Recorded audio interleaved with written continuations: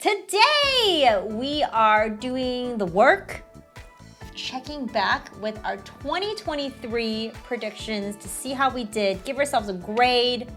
How did we do? We're gonna find out in just a few minutes. Yes, all the way back at the beginning of the year, January 2nd, no less, we made 23 predictions for 2023. I've been really looking forward to this, going back and seeing how many of those were right. I'm a little nervous, to be real, because we pride ourselves on knowing some stuff. So this is the real test, really. Well, maybe the we becomes an I today. Oh no.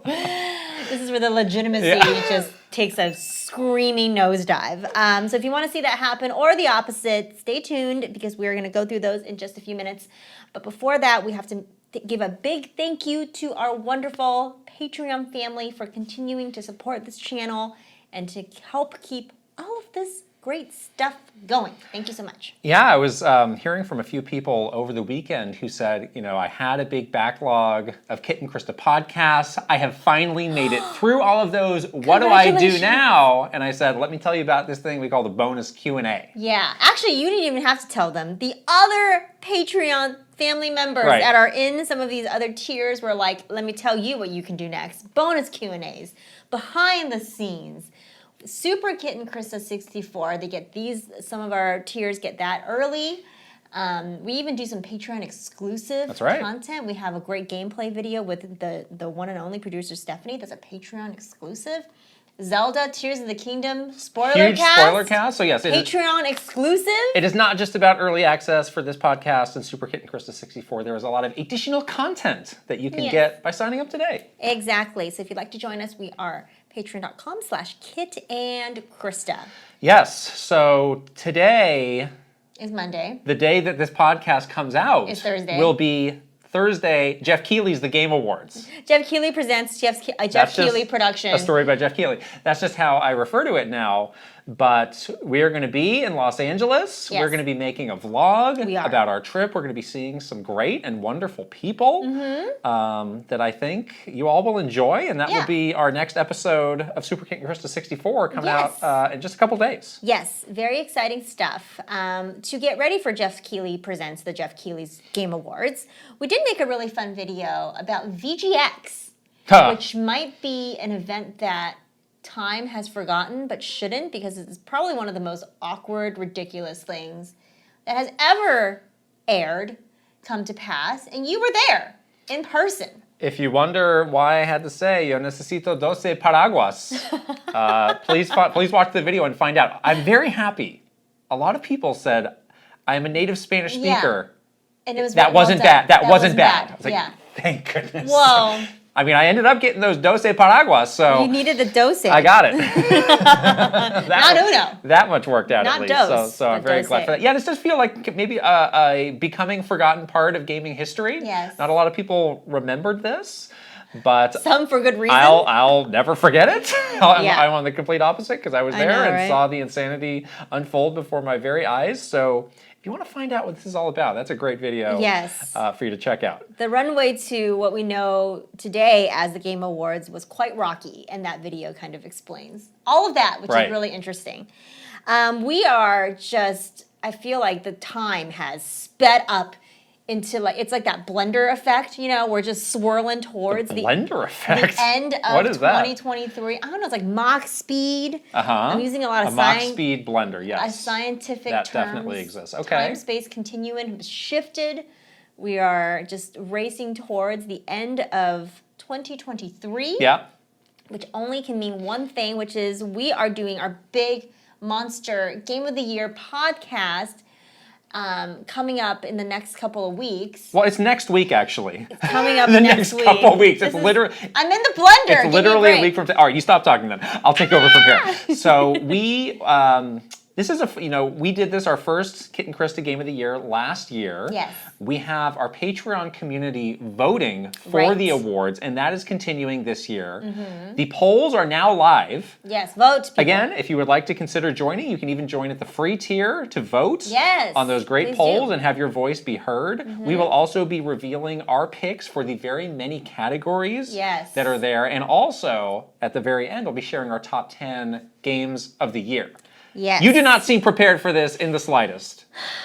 I am struggling. Have you started your top 10 games of the year? Do you know? Do you have an inkling? A very detailed... Suika game, number 1. Got it. Oh, Suika game. That watermelon does hit just right, you know? Yeah, I have started this big comprehensive document, but I'm just having a really hard time getting there this year because there's just so many great games. What a spoiled it was hard. Spoiled year we've had, you know? Yeah. I will say we did take the opportunity to revise our categories this year because, you know, as we were going through the Game Awards categories, like a lot of these don't really work anymore. Right. Like there's been the capital D discourse about indie games, so we don't have any, you know. No, we're not separating them anymore. We have no categories singling out indie games because indie games can stand, you know, arm in arm next to whatever quote AAA. We're just gonna put them all into great games. But then other things like the genres have all just been mashed up. Action game, action RPG, action adventure. I confuse myself, so we're not doing that. We're doing away with all of those, but I think we've come up with a very good.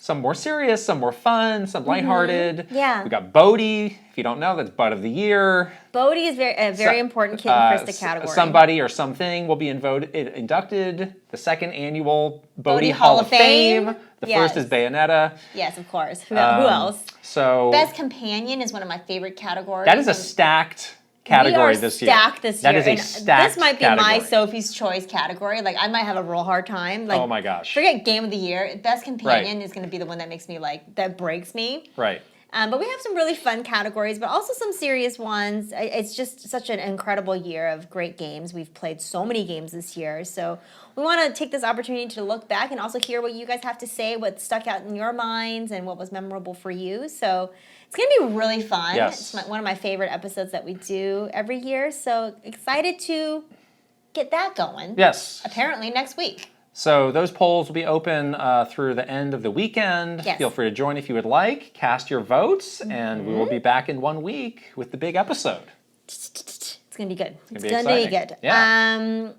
Last thing we'll say before we get into our big thing of 2023 predictions is we do have some holiday merch. Oh. Some great Kit and Krysta holiday merch is available in our shop. So if you're looking for a joke white elephant gift to give somebody. Excuse me? Just kidding. A joke? I knew You're steering this podcast right off the rails. I knew you were going to say We're less than 10 minutes in. What is going on? Why are you sabotaging this podcast? You want a joke white elephant gift. Consider some cute holiday merch. I'm personally offended at Are this. you really? I can't believe that you said that. I actually am very proud of our holiday merch. I drew these personally. I made pixel reefs and Santa hats to put on our little avatars. And it's really cute. So I chose the wrong week to wear it. I wore it last week. You did wear it last week. It's okay. But it's great. It's in the shop. Check it out, please. We have an extensive holiday wardrobe, as you can Look see. at this. It's great. Yeah. Very extensive. Right. Yes, but that is available for you however you want to use it to gift. Not a joke. Not a joke. We are moments away from the big looking at our predictions segment. But first, we've got to shout out our sponsor. This episode is sponsored by BetterHelp, something that we do as part of this great organization that we have started is we do give some holiday gifts, and that's a video that we're going to do maybe next week is reveal the holiday gifts that we gave to each other. And different people have different ways with your family or your friends or your coworkers. Different people have different ways of giving out gifts. But you can definitely treat yourself to a gift this year, the gift of BetterHelp therapy, which is something that just keeps giving and giving. Yeah, it's so nice to take a moment during the busy holiday season to think about your own, your own needs and just take a moment while you're stressing about and moving so quickly about all the holiday things. Just take a second to think about yourself and what you need, and BetterHelp is a great way to do that. You can really, have some great conversations with your therapist. You're able to be matched with a therapist very easily by taking an online questionnaire, and you can talk to your therapist any way you want to, whether it's through a quick text message or a more in-depth video call and everything in between. So it's really easy during this busy holiday season to just take a moment for yourself. You know, everyone deserves that, and BetterHelp makes it super easy to do that. That's right. So in the season of giving, give yourself what you need with BetterHelp. Visit BetterHelp.com/KitandKrysta today to get 10% off your first month. That's BetterHelp, HELP.com/KitandKrysta. And we'll put the link right over here and also in the description below. All right. Okay, here we go. Drum roll, please. So we said there were 23 predictions. I lied. There's actually 24 because one of us had a bonus prediction. Yes. So I just wrote them all down here. I have not written down on our document yes or no. Right. Because I think some of them might require a bit of discussion. Right. I do have a mental note of which predictions are yours and which ones are mine. These are not collective Kit and Krysta. Oh. We both... Because at the end, I do want to come up with a I mean, we need to have a winner and a loser, right? Oh, no. We need a grade. Right. Yeah, 23. So, yeah, that's 24. So 24. So I think the bonus one was mine. So I think we each had 12. So, okay. So I think I'm going to keep just a running tally. Yeah, keep here a at the tally bottom. of and who gets what right. Right. So our very first one, let's see. I actually don't remember who this is for. I think we both might have. I think we may have both had this, yeah. yes. No new hardware from Nintendo in 2023. Well, we're weeks away. Yes, unless something shocking happens in the next coming days. I mean, it's not going to be out in 23. Yeah, in that's 2023. Right. It's not unless something shocking. Shadow dropped the Switch 2 at the Game Awards. Oh my God! Everyone in the audience gets one. You get a Game Awards, and you get you get a Switch 2. You get a Switch 2. Right. No. That seems to have not come true. And so that means that this is a correct That's prediction. correct. So, yeah. So I'm going to give us both 1 point. One of those. Yeah. Yeah, I think... We were pretty... I think this was an easy one for both of us, right? We were pretty confident that this was not... that we were not going to see new hardware this year. We kind of knew Nintendo was going to eke, one more good year out of the Switch before next year. And we will be doing 24 predictions for 2024, and that might be quite a different prediction next year. So we'll see, but yeah, we're both pretty confident on this one, I think. It's interesting to see the way the public opinion has switched a little bit now, where because this year was so good for Switch, some people are saying, well, it might not be until 2025 that we get the Switch 2. Yeah. Which, that's a lot of time for them to fill. Yeah. I think that could be a tall order. Yeah. I won't spoil our own feelings because, again, a few weeks we're going to be back with the 2024 predictions. Right. But it is interesting to track the way people feel about this based on how the Switch is doing at any given moment. Yeah, but at some point, you're going to have to move on. So it's just, when is that point? Yeah. But we were pretty confident this year wasn't going to happen, and we were right. So that's a good start, I guess, to these. Next... I think this was mine. I think this was yours, which was no new core Pokemon games for the Switch. We had a lot of Pokemon predictions. We did. We were hot on the Pokemon in early 2023. So 2022 was such a packed year for Pokemon. Right. I think we just had it on the brain. We did. But now going back, I'm like, why do we have so much Pokemon stuff? Like, this was kind of actually a slow year for Pokemon, which is honestly what they needed. We were just coming off of... Arceus in early 2023. Right, and then Scarlet and Violet. Right. Yeah, so we definitely were. And then right before Arceus, there were those remakes as well. That's right. It was just, I mean, you could argue too much Pokemon in like the span of a year. So no new core Pokemon games was the prediction. That was correct. I'm going to put a point on my column. Okay. I think that was a really solid prediction that we were both like pretty confident about. I think these next three might be yours. I think I had a lot of Pokemon stuff. You had a lot. So take us through these. So I had predicted basically like, Pokemon always do these big reveals around Pokemon Day, which is in February. And I had predicted that the Scarlet and Violet DLC will be announced on Pokemon Day. I think it that did. happened. That did happen. So yes. I was right on that one, and that since has come out. Giving you a point right now. Well, the second half of it has not. Has not come out yet, but yeah, the first half of it has come out. Right, it got announced there. Yeah. That was another pretty easy, because it's like, what are they going to announce? Right. Well, I did. So my next one was also related to it. I was thinking maybe they would announce a new Pokemon movie, which is a big wrong on me. Because I mean, I was feeling maybe Pokemon's feeling the pressure because the Mario movie was coming out this year or came out this year, and they were just maybe feeling like, well, Mario can do it, Pikachu can do it too, and they've already had a pretty good, a pretty good movie with Detective Pikachu, but alas, there was no Pokemon movie. Weirdly, the Detective Pikachu became a game that we both didn't predict. Both didn't play it either. Both didn't play. It didn't interest us very much. Yeah, and I guess it was kind of bad too, but it was kind of the opposite where they did make like Pokemon the movie the game versus it being like an actual movie, which is kind of funny. But no movie. No movie. Yeah, I wonder what's going on I wonder how they're feeling about Pokemon movies. Because if they did that the right way, that could be just a huge smash hit. Totally. And they kind of like half measured it with the Detective Pikachu movie, which was fine, but it was kind of a roundabout way of getting to that. Right. So yeah, I wonder about this in the future, because they should probably take another shot at this, but they should just go for it. I think so too. I think we both felt like the Detective Pikachu movie was pretty good, but it was kind of like, if you just take it a little bit further, it could have been like at the level of the Mario movie, right. So much opportunity there. So yeah, I'd be interested to see how they move that forward as well. All right, next one. So you don't get a point there. No. But number 5 here, this is yours as well. Mm-hmm.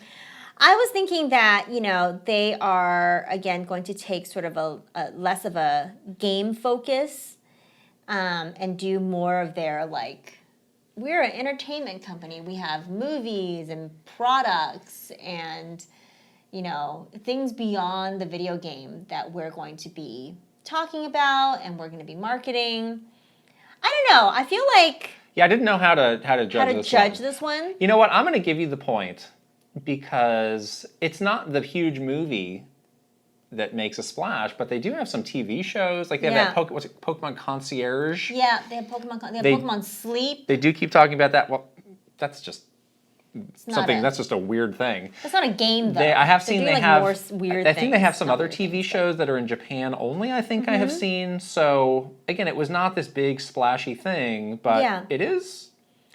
And they didn't have any mainline Pokemon games. I mean, it's year. Something beyond just the cartoon that they've been doing forever. Right. So I'll give you this point. Okay, here. I'll take it. Just barely eked it out at All that. Right. Number 6. That's yours. No, 7 is mine. Are you sure? Yes, I am. Number 6 is yours. 6 is mine. Yes. Oh wow, I didn't realize I said that. Dang. Way to prep for these podcasts. Not only are you losing these predictions, you're losing this episode horrifically. I need you to take this podcast seriously. I'm taking it very seriously. You're not. Are you sure this isn't yours? Yes. I feel like number 7 is mine. Do you want to go back? If you would review this segment from January 2nd closely, like I did, to make these great notes, maybe you would know the words that came out of your very mouth. Oh man. Wow. Okay. Well, I was wrong. Please read it. So it's Microsoft Activision acquisition will not complete until 2024. Right. So at that point, it was looking very shaky at the start of the year. Very shaky. Where, all these people were like, oh, antitrust, like, I don't know about this. The Europe thing happened. And you had started to hear about, like, oh, maybe they need to change this up to get it to go through. Yeah. So it was very much not a sure thing what would happen. Yeah. So but it happened. I don't think this was an awful prediction to say that this would just get dragged on forever, but they figured it out. Yeah. It did take a really long time. It took a long time, yeah. And it was like, there's so many things along the way that happened that was like just drama, like the leaked emails and all sorts of things that sort of was a causation of how troubled this acquisition was. But eventually it happened, and I think, it feels like something that was just like kind of looming at the beginning of 2023. It's interesting to see what this means for 2024, now that it has 100% gone through. So, So number 7 was mine, and this was also about the acquisition, which was if it does go through, Microsoft will need to make a lot of concessions to make it happen. So I'm going to say that did happen because they really did have to change up the nature of this deal and go some places I don't think they wanted to get it done. So they they had to give the cloud gaming rights away for a lot of this stuff for a long time. They now have these 10-year deals for Call of Duty. That was a whole big thing of like, do not make Call of Duty an Xbox monopoly. So, Call of Duty is just going to be widely available everywhere. They've been very slick in saying like, this is what we wanted to do all along. Right. Is it? Clearly it's, Is it? I don't know. And I mean, those regulatory boards really pressed them to change the nature of this deal to be something that they were comfortable accepting. So and it took forever because they were dealing with those concessions. Right. So, and I think I still feel similarly where those concessions were painful to make in the moment, but once things get going, and I think things are going to start to happen pretty early next year. I think everybody will feel a bit more steady about this of like, oh, this is okay. This is not as much of a problem as I thought. And maybe Xbox will be feeling better about those concessions too. Yeah, I think so. Again, it's just like, it feels like it just happened. So I don't think we'll see what kinds of benefits they'll be getting from it until, the middle of next year. I mean, they were saying like, there are things that we like legally could not do until the ink was dry on whatever contract or deal. Exactly. So, we'll take them a little bit of time, but... I'm looking forward to it, though. This has been one of the... harrowing. Just ongoing, like I just remember, like every week or two, there was some new little... trinket about this thing. It's like, oh my gosh, we got to talk about this. This is really crazy. And I imagine it may have put some gray hairs on Phil Spencer's head. Poor Phil. Poor guy, but they got it done. Yeah, he was out there doing his Phil thing, and he did a good job. I mean, that was tough. That's tough for him. Number 8, this is yours. Price of Game Pass increases. This happened. This did happen. Yes. And, it seems like this year the price of every subscription service in the world has increased, whether it's like, streaming, like a Netflix-y type of thing. Yeah. PSN. That went up. That stunk. This is just kind of, one of those big trends nature of where the businesses now, I think. Right, and again, I think it's one of those things where one stream or one service sees the other one doing it. It's like, hey, we can do that. Now is the time. We can squeeze a little bit of money, and people are annoyed about it, but nobody seems to really take the step of dropping it. No one's like, boycotting because of the increase. Honestly, I think Game Pass still continues to be like a very good value. Yeah. So yes, it's not great to have to pay more. Obviously, no one wants to spend more money, but I still think that Game Pass is pretty good for what you pay for. So I'm not like super duper mad about it. But yes, this did happen. And I think Phil Spencer has said that it's kind of inevitable that there will continue to be how can you not price increases. Yeah, the price of making a game is expensive. Well, now we have seen, again, through a lot of these video streaming services, that this is kind of the move where you start at a very low price. Almost like a price where you're losing money. It's like a loss leader. Yeah. To bring people in and get them to be subscribers, where it's a lot more friction for them to actually leave, and then you very slowly... ratchet up the price. So I'm sure this coming year, there will be more of this. Again, will it negatively impact them? I'm sure nobody likes this, but it just kind of is what it is, unfortunately. Yeah, and I think it's true that people will sort of grumble about it, but eventually come to accept it, like they normally do with all of this kinds of stuff. This number 9, I like this one for me. This one was mine. Xbox will have a hard year, but there will be signs of improvement heading into 2024. I would say yes. I think they barely eked this one out. Yeah. Like the first half of 2023 was awful for them. Yeah. They did not have a lot of games. They had a lot of bad stories happening. They had, again, all of the acquisition stuff of is it going to happen? Is it not? Is this going to be a disaster? They had Redfall. They had Phil Spencer, basically coming to tears on the Kind of Funny X-Cast, which was one of the wildest moments of the year. Yeah. But they did, I think it was around what would have been their E3 events, start to turn it around. They had We didn't think it was that great, but most people did. Yeah, I mean, it was a decent showcase. It showed some of the things that we were waiting for. Obviously, we had a complaint, I think, about it not showing enough gameplay and showing a lot of like just CG trailers. But otherwise, the Starfield Direct that was a part of that helped people better understand what that game was. Starfield was a big launch, regardless of how you feel about it now. Yeah. When it came out, it was big. It did what it needed to do. Right. I'm sure they would like for it to have longer legs. Maybe I'm sure they're still going to work on doing that. More of a content roadmap for that. But it did what it needed to do in September. Right. The acquisition went through. I do think very early on in 2024 we're going to start to see some of these Activision games going on Game Pass. I think so too. Because that's one of the things that they can probably do pretty easily. Right.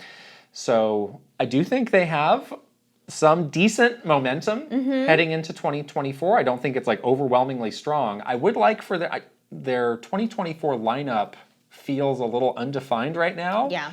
I would love to know a little bit more of like what are the big games. I think they've said they want to have one a quarter, a big first party game. What are those? I don't really know at this point, but I'm sure there'll be some kind of showcase where they will tell us. So I think they're going into this next year in a better place than they were going into this year. Oh, for sure. There was so much uncertainty. It was really bad for them. So much that just was up in the air, and feeling like it was like a desert in terms of content for them has been super hard. But I agree. I think that they are on the up and up. So with the acquisition going through and all the stuff that they can do there, and sort of a focus on getting their studios better under tighter control, so they can have some good quality first party games. Like that feels very doable for them in 2024. So I'm looking forward to seeing it. Yeah. Next is yours, number 10. Yeah, I thought that this was definitely going to happen because that game just felt so massive. Again, please read the prediction to the good people. Starfield's delayed to holiday 2023. So this happened. This was originally, I think it was like a first half 2023 game. Yeah, ended up being like fall 2023. I consider September to be holiday enough. Okay. Yeah, so I think you definitely get that. Okay. I think we both sniffed this out of like, this isn't happening. It just seems to be, it was so, like, this game was so massive. Like, there was no way that they were going to hit that summertime frame. But again, also to the point of we really needed that Starfield Direct because I did not have a good handle on what that game was. True. The more we learn, maybe Bethesda didn't have the greatest handle on what that game was until the very end. Yeah, and it was they needed the time, and it was a strategically better time for them to put it out. Right, and it was one of those things where the game is just so broad in terms of what you could do as a player that they kind of just needed to like lead the witness a little bit for us, because we just didn't know where to begin. And that Direct, I think, did a really good job of that, honestly. Like, it was the first time where I got any sort of handle on, like, what that core gameplay is. We were, like, racking our brains in the beginning of the year, like, could not get our heads around what is the first 2 hours of this game like. Like, none of us could figure it out. Yeah. And it was kind of concerning, because it was a lot of, like, moments of, like, well, that's pretty, but how does this all connect? They ended up answering a lot of those questions, I think, in that Direct, which was great. And, I think delaying it till sort of, that September timeframe was the right move, for sure. Mine was also about Starfield here. Starfield will be an extremely divisive game. I think that's true. Yes, that happened. I'm going to say that absolutely happened. Yeah. Yeah, I mean, this, I think, is one of those games that fell off a cliff a little bit this year. Yeah. Where, I mean, the launch was legitimately huge. Super strong, yeah. And people saying like, oh my gosh, on Steam, on Twitch, like, this is breaking some records. But it did not have a lot of longevity. Yeah. And I feel like a lot of games this year suffer the same fate. I'm not sure if it's actually Starfield or that it was just an environment that was like so impossible for any game to have that long of legs, Well, I think in this case, my feeling on this game is a lot of people came out of it with, at best, kind of mixed feelings about it. Like, I don't know too many people now who are like the biggest Starfield evangelists of like, oh my God, you're missing out. Like, I put 500 hours into Starfield. I explored every planet. I think people are just like, it was fine. Yeah, I think the game did a lot of things really well, but there was a lot of other things that did not do very well, and it seemed like there was sort of a lot of these like quality of life. So maybe it's not even divisive if there's not this huge side of Starfield lovers. Yeah. There was also some really strange like console war stuff that was happening around this launch. Really that was like what is going on? Like, what does this have to do with anything? We're still doing this, but I guess as long as there's 12-year-olds in the world, there will be console wars. I don't want to talk too much about this because we're going to talk about Starfield more next week in Game of the Year. Yes. So maybe we'll just leave that one at that. Okay. This next one is your most baffling prediction. Yeah. And I'm going to let you talk about it. Halo Infinite co-op launches. Why is this baffling to you? Again, if you had done some prep, you would know. So there are two types of co-op, online co-op and local co-op. Yes. I think by the time we recorded this, the online co-op had launched. And the local co-op had been canceled. That's right. So that was my problem. So this one was DOA before I even got there. It even came out of your mouth. So I was mostly talking about local co-op. That had been canceled. Then why were you predicting it? Well, because that it was going to come back? It was going to get... I didn't know it got canceled. It already had been canceled. I didn't know it got canceled. We're moving on. This is baffling. I have the next two.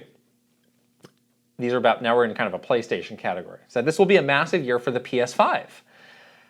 I think, you disagree? How do you define massive? I don't know, they've been leading a lot of these NPDs in a way, before leading up to this point, Switch had been leading the NPDs. That's true. Certainly not Xbox. They had a lot of great games, I guess. Right. Yeah. I think they have a ton of momentum. Earlier in the year they solved their stock issues. Yeah. It's just available. We had the PS5 Slim. All right. I'm going to give this to myself. I think this was right. Okay. And the next one was about the PS5 Slim. Yeah. There's another one for me. That happened. That launched, yeah. And so I went back and watched what I was saying about this was comparing it to the PlayStation 3, where they used a slim version of hardware to act as like a relaunch. Right. And they were in a much better position with PS5, but I wonder if they were, again, thinking of it's like, we're out of the first phase where this was supply constrained. That was kind of the big story of the PS5, was like, I want one, but I can't get one. Yeah. And now we're in this new phase. It's available. We have great games. We even now have this new form factor, which is going to be kind of the visual of this going forward. I think it's ugly as can be, but that was not what I predicted, so it doesn't matter. It's fine. It's fine. It's a little strange, but whatever. Yeah, but it did. It happened. It did happen. Yes. You have the next one. Yeah, I thought that they were going to do some bundles with games and new hardware colors. That's always another. Happened. Yeah, Spider-Man's. Kind of a boring prediction, but yes, it happened. Yeah, this is another one that you do when your stock is no longer constrained and you want to keep the hardware feeling fresh, and you want to get people that have not pulled the trigger on buying a very expensive piece of hardware to buy it. Is you do this, and again, we were looking at it from the perspective like, okay, this is the year where they kind of start to do some of these marketing things to sell because they no longer have the supply issues. So. And they did roll out those new, they're not like face plates, but those look good. Instead of just selling like, now buy your black PS5, just buy this thing that you can swap out and change the colors. 3 different colors. It's a cool idea. I think it's nice. Yeah, so that happened. Let's talk about 16 and 17 together. Okay. 16 was mine, 17 was yours, because I think they're related. Now we're into Tears of the Kingdom predictions. Mine was Tears of the Kingdom's launch ramp up will feel light. And yours was that we will get a title direct for Tears of the Kingdom. Well, I was right. That didn't happen. Oh, we did the gameplay. That absolutely didn't happen. Doesn't that count? No, it doesn't. The gameplay. Absolutely not. Why not? It's not a direct. Why wouldn't they? If it was, then they would call it a direct. That's lame. Come on now. The person who stumbled out of bed and into this podcast is now telling me it's a little semantics. But it's true. Okay, fine. It's true. All right. So the point about did the ramp up feel light? So let's look back at what all they did. They did do the Aonuma Plays Tears of the Kingdom about 15 minutes. We had a couple more trailers. Some more trailers. Those trailers were very exciting. People were hyped for those. They did the big previews, which was nice for people like media and stuff to go play the game. Did they do? They had a launch event. They had the developers come out. That's right. The developers came out to launch event. They had the Developer Asks series. Yeah, I think they did enough. I think maybe these are. Too. I think these are maybe both didn't happen for us. Sure.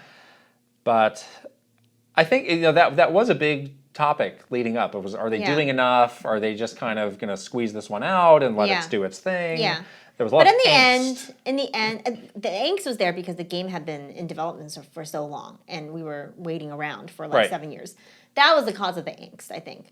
But in the end, they were kind of late to it. I think they could have maybe started a little earlier. I mean, in a sense, the Aonuma video did feel like a response to that angst in some ways. Yeah. Of like, this conversation's maybe not heading the way we want it to at launch. What's something that we can put together real quick in a quicker way than a full direct, which we didn't plan for. Yeah.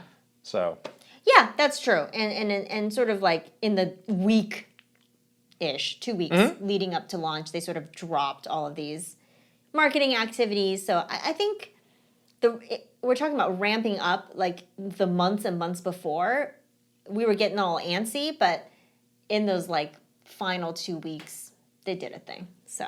Yeah, they definitely did. Number 18 was mine. Yeah, you were. I don't know how we can judge this because this is very subjective. It's very subjective. It was Tears of the Kingdom will be a mild disappointment.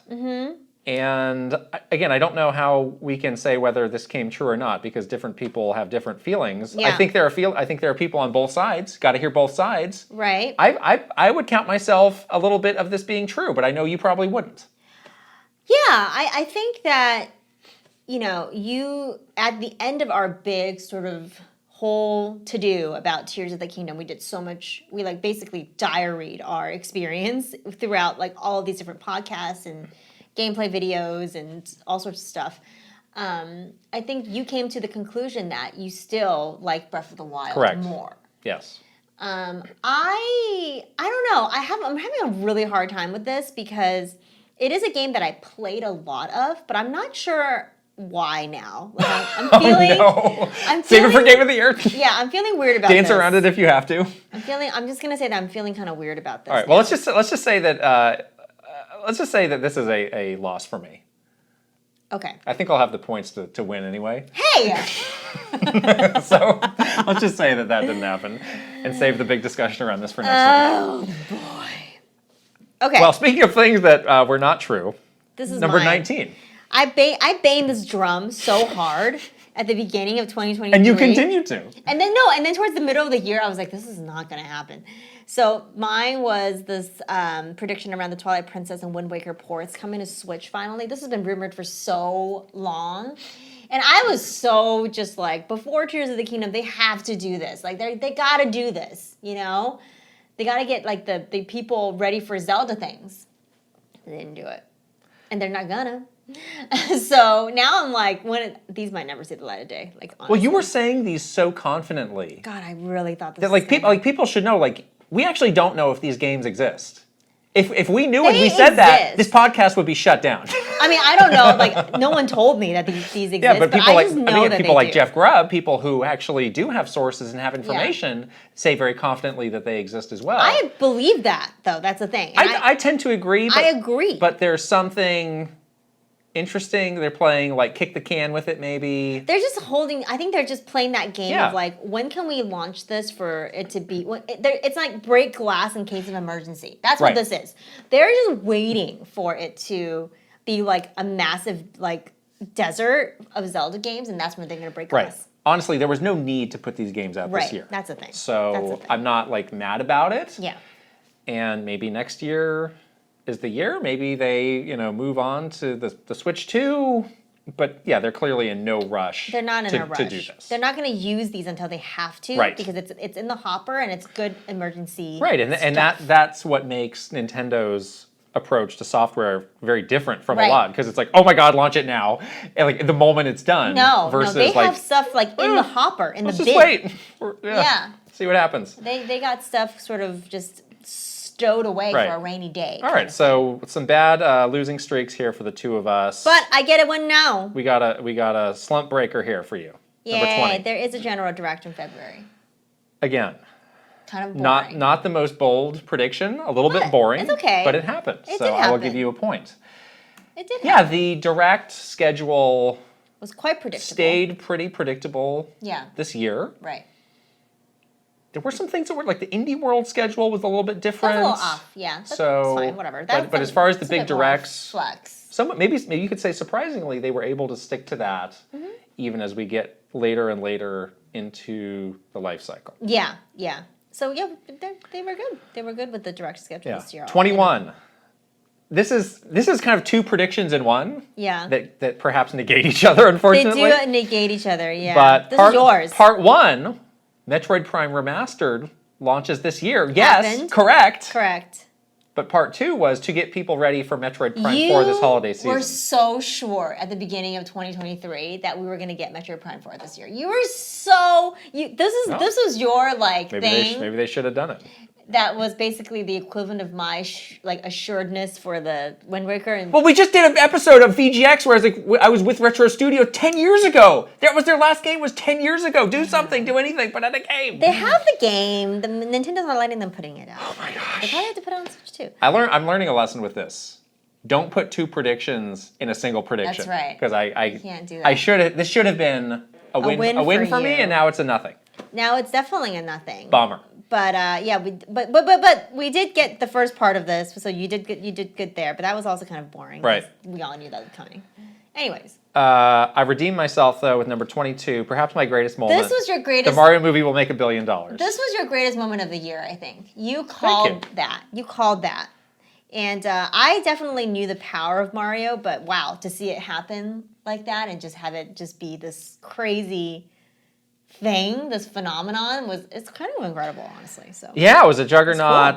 Cool. Yeah, it was cool to see. I think as we got closer, more people felt this was in the realm of possibility. But I kind of brought this up at different intervals. I think it was for me just the first time I saw anything from that movie, the first time I saw visuals. Yeah, remember when they had that poster? Right, that was it. Leading up to New York Comic Con when they had the first trailer, I was like, "Thank goodness this is not going to be trash. This actually looks great. Yeah, and this is going to be huge." Like, do you remember like how shaky my mental state was? You were bad. You were leading in a bad up to way. that trailer. Yeah, you were in a bad way. You just, I don't think if that sucked. Like, I think... I may not be here today. I may have just vanished into the woods. I was going to say... and become a hermit. You would have never been the same again. It would have broken me. It would have broken you. This is such like a big deal to you.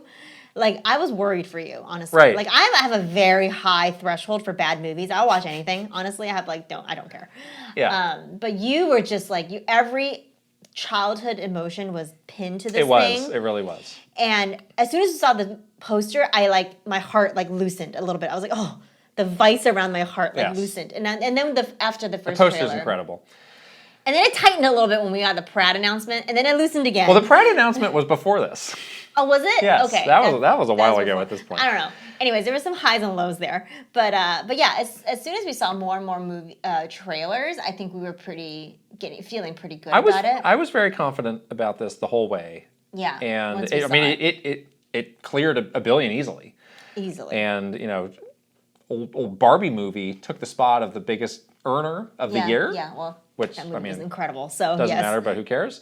Hey, but we will have another year of Nintendo movie predictions ahead of us, which is fun and exciting. Or many years. It might be multiple years. To clarify, the way I felt about the Mario movie, I did not feel about the Zelda movie. See, I feel more... You probably feel more tied in knots about that. towards the Zelda movie, and even now when I think about it, I don't want to talk about it, so...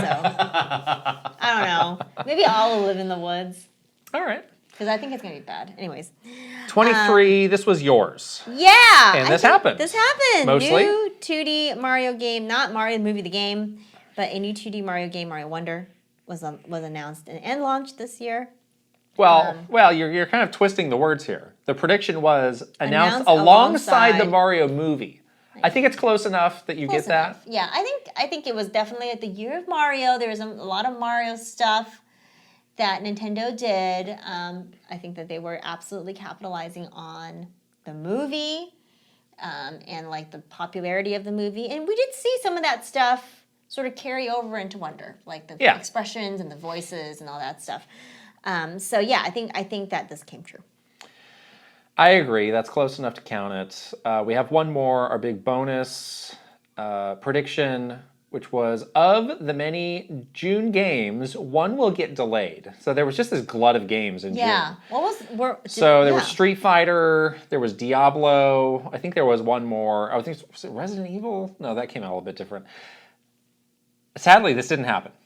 Oh. So that prediction didn't count. It was a bonus prediction, so maybe it didn't matter. Mm-hmm. But maybe one of those games should have been delayed. Maybe that would have been the right move. Maybe that would have been the right move. I mean, I don't know. This year, again, was just like, you can't win if you were a publisher or a developer. You just had to deal with it. And some people dealt with it by just putting their heads in the sand, I think, and just gutting it out. Yeah. But it was tough. It was a really tough year. We have more talk about release dates in the news section, but let's count these up. I think we're tied. For me, 1, 2, 3, 4, 5, 6, 7, 8. For you, 1, 2, 3, 4, 5, 6, 7, 8. Wow. Look at that. I mean, my predictions were much more bold and interesting, but I guess in the end, no. If you're just coming down to the numbers. I think mine were equally bold and equally interesting. February Nintendo Direct, like 2 weeks after we recorded this podcast? Equally bold. I'm still baffled by this Halo prediction. I didn't know. Why were you even thinking of Halo? I don't understand. It was like very early in the year. I did not know that they canceled it. I didn't know. Rate our performance on these predictions. Give our predictions a letter grade. Give it to us, yes, please, in the comments. You. Oh, me. Yes. I thought you meant that. Well, they can do it too. But you right now, give us one. I'm giving myself an A+. No, just us collectively. Oh, collectively. I think this is quite good. I think we did really well, honestly. Yes. I think we did well. A+. A+. Okay, maybe A. I think it's A- if you didn't. You're a hard teacher. Like you don't grade on the bell curve, do you? No, there's no such thing as that. I see. I think we did pretty okay, honestly. Like I think so too. I was a little bit nervous because I was like, are we gonna look back and every single one is gonna be like, goodness, we were so wrong, like so off the mark. But no, we did really good, and there were definitely some bold ones in here that happened. Well, this fills me with confidence as we, in a few weeks, we'll be doing this all over again. Yeah, I can't wait. I love this. It's fun. I'm feeling like re-energized by my rightness. Another year of lukewarm predictions. Here we go. Another year of being right. Halo's finally going to get that co-op. That's my first prediction for 2024. Halo co-op re-emerges. There was actually a Halo announcement this morning. I saw that. And I was like, what if that's the co-op? Because they pre-announced the announcement, but it absolutely wasn't. It was not the co-op. It was something else. I know. But part of me was like, is she actually going to be right about that? And then what would you have done? Well, I would have had a different reaction. You would have bowed down. Yeah. That's right. Bowed down. You would have bowed to the queen. Okay. The prediction queen. 2005 again. Got it. We asked our Patreon subscribers if they had any bold predictions for the year that they would like to share, whether they were right or wrong. Got some good responses. First is from Nick Clemens. I've been predicting for years that this will be the year we hear that Disney or maybe Apple tried and failed to buy Nintendo. It still didn't happen, but we learned that Microsoft still talks about it, so it sort of counts. Yes, the acquisition talk, always never ending. The leaked emails. There could be more leaked emails in our future. People seem to be leaking a lot of emails, so it could happen. Yeah, and the acquisitions, I think, will still be a thing. Yeah, totally. Especially with a lot of these companies being on maybe shaky ground financially. Yes. That's one way out of a financial problem is just to get bought. Right. And have somebody else, fix, just throw money at the problem and make those go away. So I think this is still going to be a trend. I don't think Nintendo's getting acquired, but always fun to think about. Right. Stephen Cheney says, Cheney. There's a pronunciation guide. I almost screwed that up. So say it. Stephen Cheney. Thank you. I keep expecting Ring Fit Adventure to have a sequel. Nintendo made this whole bulky peripheral, so customers might as well have a second game they can play with it. Plus, people want variety in their workouts. I also thought there would be DLC for Bare Bones, Mario Party Superstars, Nintendo Switch Sports, and Mario Strikers. Ooh. There was DLC for Switch Sports, right? No, was there? There was a free update that added golf. Oh, that's but that was kind of it. Missed opportunity. Strikers added some characters. It was very That lame. was a weak effort. Mario Party was a no-show. Yeah, there was nothing. Ring Fit, though. Ring Fit, I mean, I definitely think Ring Fit is going to be a thing still. They have not forgotten about Ring Fit Adventure. They definitely have not forgotten about it. I think they're saving it for Switch 2, honestly. So I don't think that this prediction was made for 2023, but maybe next year. Yeah. And finally, Kai X says, when Tears of the Kingdom released, I knew there would be DLC released for it. I understand the reasoning from the devs, but it still blows my mind that such an incredible game and an incredible opportunity is just over. Oh, yeah, they were really definitive. We didn't have a prediction about Tears of the Kingdom DLC. We didn't. Interestingly. Yeah, that's weird. Yeah, Because I definitely was a little surprised when they said they weren't going to do it. Yeah, but then I got on board with your other prediction about like, oh, they'll probably do like a deluxe version. You don't want me to talk about that right now? Don't spoil it. This is for 2020, okay. I've talked about it before, but we're so close now we can't bring it up again. We literally can't talk about anything on this episode of this podcast? Great, okay, fine. Anyways, yeah, I was surprised too. And I didn't realize it was going to be such a definitive statement by them. They were like, there will be no DLC. Yeah, I respect it though. I mean, if they're like, we did everything that we wanted to do, that we thought would be a great thing to do in this world, and we're going out on top, I can live with that. That's cool. I can respect that. Yeah, and it's good to just shut it down if you don't have it, you know? Yeah. Whew. A lot of predictions. Wow. I think I'm really proud of us. I think we did really well. Let's see if we can replicate our A grade for 24 predictions in 2024. It's going to be a real doozy when we get to like 2045. 45 predictions for 2045. Yeah, it's going to be it's going to get a little unwieldy. Yeah. But anyways, that's going to be fun to do at the very beginning of next year. That should probably be our first episode for 2024. Yeah. Well, I am predicting that we're going to talk about some games we're playing after we thank a sponsor. And that episode is HelloFresh. Or excuse me, that sponsor is HelloFresh. Thank you, HelloFresh. With HelloFresh, you get farm-fresh, pre-portioned ingredients and seasonal recipes delivered right to your doorstep. Skip trips to the grocery store and count on HelloFresh to make home cooking easy, fun, and affordable. That's why it's America's #1 meal kit. Yes, we have been very reliant on HelloFresh right now because it is very busy during the holidays. Not only are you planning for sort of bigger holiday gatherings, it's also like the season where people just come over. People are just coming over. Stopping by. I was in town. You know, people are stopping by. People are like wanting to come over and drop things off. Like, oh, I have a gift for you. I want to drop it off. And you inevitably end up with like emergency hosting duties, which is a great thing to have some HelloFresh recipes in your fridge for, so you can like break it out for any sort of emergency hosting situation. And it's so nice because you look real good when you make a HelloFresh meal because it tastes really nice and the ingredients are fresh and it's probably a nice seasonal recipe. And you can impress your guests, even if they just dropped in. Yes, I am on the hook to cook Swedish meatballs at my mom's big Swedish Christmas Eve get-together. So I did a test run of those yesterday. Right. Turned out great, but I was literally in the kitchen like from about 2 o'clock until dinner time. Oof. And I thought, well, that was a lot of effort. Long day. That was a lot of work.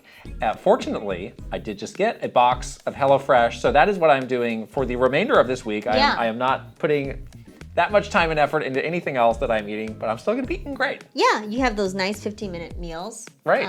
So that's really easy and quick to come together when you don't want to be in the kitchen for 4 hours. And there are over 45 weekly recipes to choose from, so you never fall into the dreaded food rut. Yes. So please go to hellofresh.com/KitKrystaFree and use code KitKrystaFree for free breakfast for life. Oh my gosh. 1 breakfast item per box while subscription is active. That's free breakfast for life at hellofresh.com/KitKrystaFree with code KitKrystaFree. HelloFresh is America's #1 meal kit. It's like the coolest promo ever. That's amazing. To get free breakfast for life, like, you cannot get better than that. Yeah. I'll put the link right over here and also in the description below.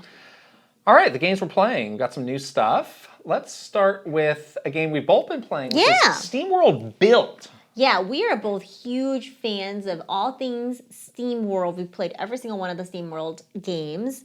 So we're really excited to check this one out. We actually saw this during GDC. Yes. But we actually didn't get to like play it ourselves. It was a hands-off demo. Yeah, yeah. We were like shown by an expert like how to do this because it is one of those games where you just need a lot of time to really get into. But since then, we've been, plugging away at our own games.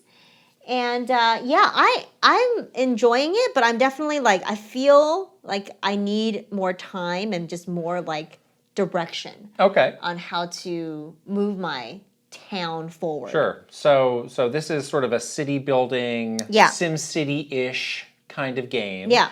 And if you're not familiar with SteamWorld, kind of the thing that they do is every game tends to be a different genre. Right. And they have an amazing track record of pulling off, all these different games and all these different genres, and them all being really good. Right. And this is a pretty different type of game than they have done before. And that's kind of one of my big takeaways is like, it doesn't yet feel fully like a SteamWorld game. It feels like a very good city builder.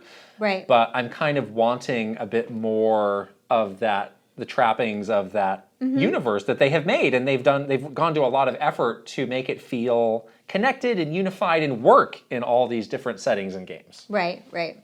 Yeah, so right now you kind of start out with the basic like city builder, town planner part of it. You can choose a number of different configurations which I thought was interesting. It's like you are not locked into one location. True, yeah. So I do kind of want to check later on of like, do they get progressively harder or are there different sort of resources for you? I don't know because I just chose kind of the first one that they give you. Right.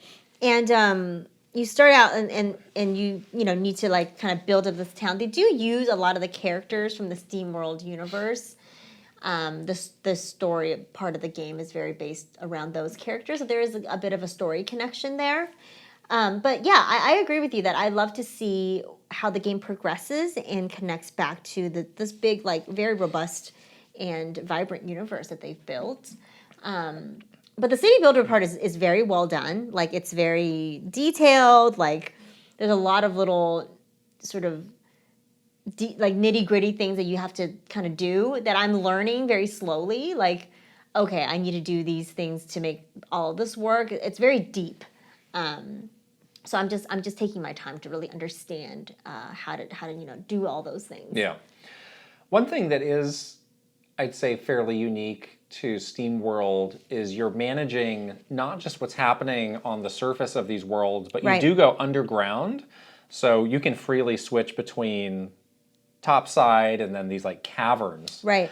And there's some different stuff that happens underground, like there's different resources that you're getting and different things that you're building, but there is kind of an element of dealing with enemies who will come at you. The first couple SteamWorld games, like SteamWorld Dig was one of the first SteamWorld games. And you can like choose to like excavate a lot of the stuff in these caverns, which does feel true to form. I've played for several hours and I still feel like I'm in a tutorial though, because it's like, okay, you've done this. Now we need to get this resource. So you need to build this building or this sequence of buildings, or you need to upgrade this thing to do that. I'm wondering at what point does it open up and just kind of let me kind of freely explore. Do it in a more free way, because I still feel like it's a little hand-holdy of now you do this, now you do this, now you do this, and it's introducing me to new systems and buildings and stuff like that. Right. I agree that I do feel like I'm in a sort of long tutorial, but I'm also like, I kind of need this tutorial because I have no idea what I'm doing. And I need help. Like, I do need to have this like very like handheld experience right now, just because I need to learn like what this gameplay loop is. So it's not a genre that I have played a lot because I worry about it getting a little overwhelming at times. Yeah. And this is definitely more complex than some of like the early SimCity games that I'm most familiar with. Yeah. But I'd say it's not that complex that you like can't keep track of it. It definitely, I think, is approachable for people who don't ordinarily play these types of games. Yeah, totally. Which is good. I do like, there's a nice touch where you can like zoom in pretty close. And there's a lot happening. There's a lot of little details. There's like little people, walking around or like vehicles going on, like a train will come in. Yeah. It does feel pretty vibrant, which is neat. We're playing it on the Switch, so this is not like, powerhouse system, but it looks good. It does. The font is very small. It does seem like the font I do need to gripe about that. Yeah, I feel like the font is built for like a PC. This game is on PC, and I wonder if they were like, well, this is the font, and this is just what we're shipping. Yeah. They do have some accessibility options. It would be nice to make that font just a little bit bigger. A little bit bigger.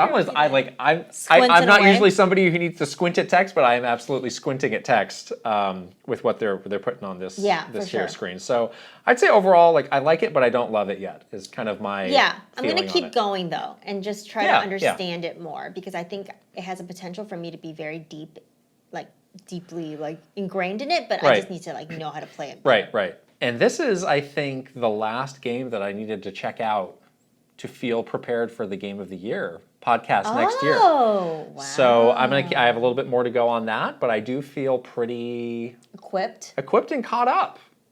I didn't play everything, obviously, but I think between the two of us, though, I think I played as much as I could. I think we played it all. We played a lot of games this year. I think we did it. Right. It's kind of amazing, honestly. Right. Something else that I just checked this out last night on a whim. Ooh. So there have been a lot of kind of updates been put out by Larian for Baldur's Gate 3. And one of them caught my eye. One of the recent updates was that we've added a new epilogue to the game. And I thought, well, what's this? What could this be? And I started to look into it. So they basically added a whole other little sequence in the camp that takes place like a couple months after the final battle. Oh, wow. So I thought, that sounds pretty cool to check out. People may remember I had kind of a bad experience with the ending of the game where the game crashed for me the first time through the ending, about midway through it. And then I went through and I did it again. And the ending that I saw the second time seemed a little different than what I got the first time. So You were confused. I had kind of a bad taste in my mouth about that, honestly, because I was like, maybe that other ending would have been better. Did you not like the ending that you got? No, I just wanted to know, there were some, seemingly there were some different things that happened to those characters that I wanted. Significant things. Kind of. Okay. That I wanted to know. So, to get to this epilogue, they don't explain this very well, unfortunately. I had to dig around online of how do I actually get to this? Okay. I did have to go through the final boss again. Fortunately, I had a save that was right before. I was halfway. It was more than halfway through that final boss. Okay. Because I was like, do I remember how to play this game? Maybe the final boss is not the. It's really hard. I haven't played this game in 2 or 3 months. It's been a while. Yeah. But I was able to do that no problem. I had to watch the base ending again. Was it the same when it? Oh. So I got to see the ending that was interrupted by the crash. Which was How does this keep happening to you? No, it didn't crash. I know, but why? Let me finish. Okay. This was good for me because what I realized was the same things happen just in a different sequence. They would kind of have something happens to this character, now this character. Maybe they lay those out at random, but the things that I thought happened were the same thing that happened in my other ending, just in a different order. Why did you think that they were so different? It's a huge spoiler if I was to tell you. It would be a massive spoiler for me to tell you. Oh. And I see. Okay. So I'm glad that I could get that weird thing out of my mouth of not knowing the what. So now you're good. Of not knowing the what if. But then afterwards you go to the camp, which is kind of You're always at the camp. What you go to have your kind of character interactions. Yeah. And the way they set it up is really nice. It's 6 months have passed and you all agree to get together for a big party. So it's got this very festive atmosphere. Okay. And you can kind of reconnect with these characters and see what they have been up to over the last 6 months. And it does answer quite a few questions about the ultimate, what happens to these characters. Oh. in a way that I'm like, why was this not just included in the game from day one? That's interesting. Yeah. But is it like more like cutscene and conversation based? It's conversations. Okay. Right, and it is interactive too. So you like, I'm gonna go walk over here and talk to this person. I'm gonna walk to I'm gonna go pet the dog now. The dog is there. You can talk to the dog about what the dog's been doing. If you have that skill. Do you have the skill to talk to the animals? I think so. Okay. Well, if you ever beat this game, you can talk to the dog about what's been happening with the dog. They do also end it on what seems like a pretty big hint at the next thing, either DLC or a future game. Like they kind of like oh, and this enemy is now looming over us, and what could that mean? I was like, oh, there's kind of a lot in this for this thing that they put out again many months later. I guess maybe they want to keep it like interesting. Because like after people stop playing it, it's like this is a reason to go back. I mean, making up a whole new ending seems like quite a drastic step, but I'm glad. So I'm very glad that I did this because I liked it a lot.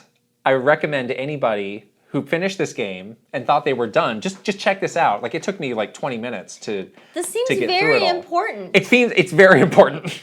I wonder if you beat the game now, if you would automatically get the... I think so. Okay. I think so. Well, that's good. But a lot of people are done with this game. Right. So, and again, it's not one of those things where you can just watch it on YouTube because it's very custom to what happened to you. Because some of my characters died along the way. They're gone. And they'll like talk about like, oh, well, what happened? Some of the characters you just never we're keeping so and so in our hearts because they've perished, like that kind of stuff. Oh no! Right.